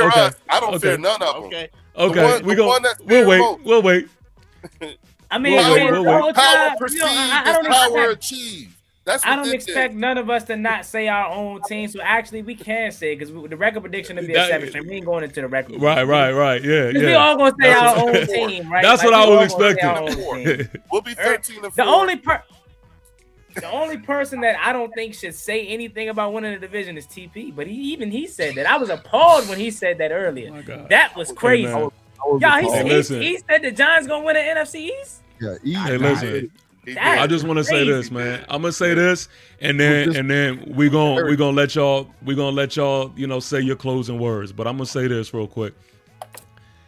Y'all are welcome. Y'all are sitting with somebody who really does this shit. So right now, I don't expect y'all to understand. But see, it's really gonna hit when we get into the middle of the season. Y'all gonna look back at this stream, and y'all gonna say, "Oh shit." Y'all in the draft again, huh? Y'all looking at the draft. Y'all gonna say, yo, I thought he was playing, but yo, he really knows what. That's why I'm talking saucy now. So we could go back to this. I know. See, that's the difference. I'm not afraid to put myself out there. So I talk that shit. But we could definitely. I love being able to go back to this at the end of the season and be like, that motherfucker was, wrong as shit, or he was talking shit. I love it. That's why we do it. That's why we do it. But listen, man, and everything. Yeah, that's what I'm saying. That's what I'm saying. Yeah. But listen, again, man, I hope each and every one of you enjoyed. I'm gonna ask y'all again to please make sure that you like this stream and follow each and every one of us. The links are in the description. Leo, let's start with you, man. Let's start with you. Go ahead and give your closing words, man. Let's go. Okay, 4, 5, and 7.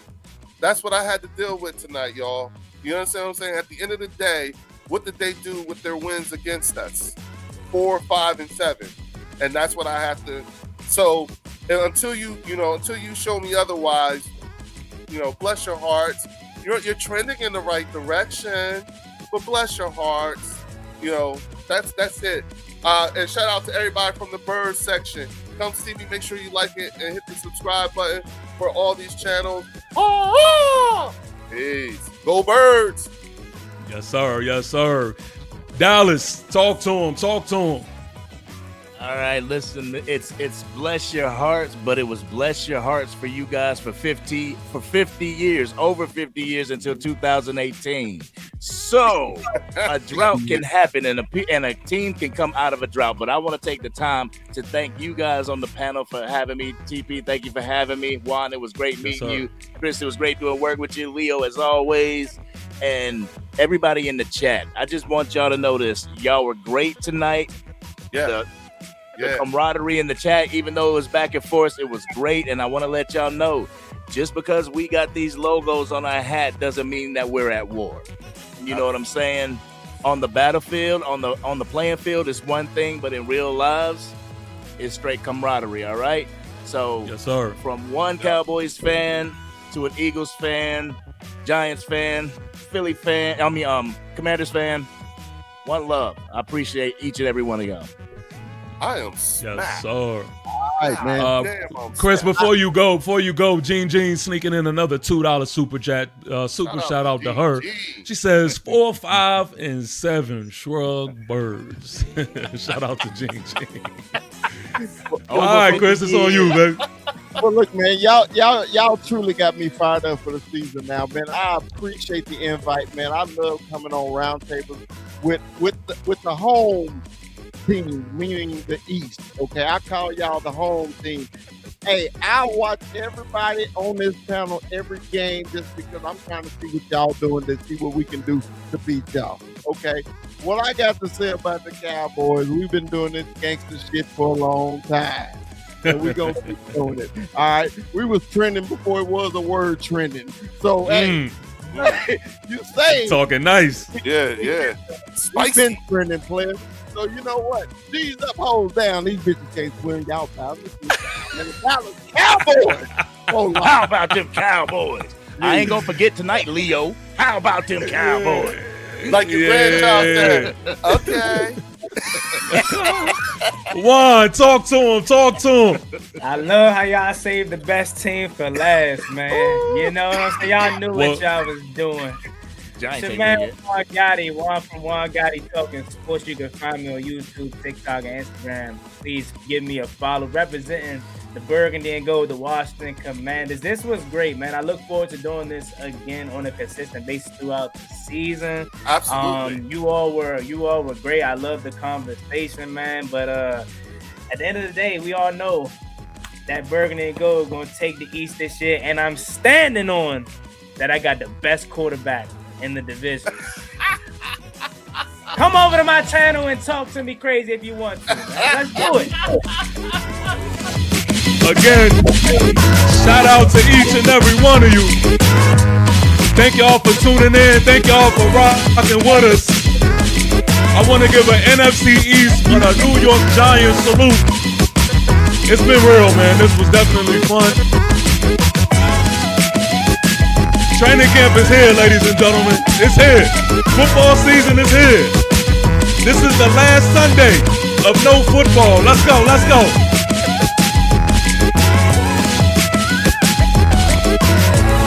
Make sure on your way out that you like the stream.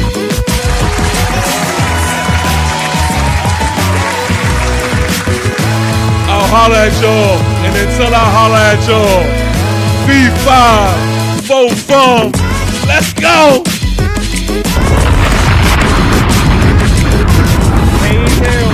Good night, y'all. Good night. Peace.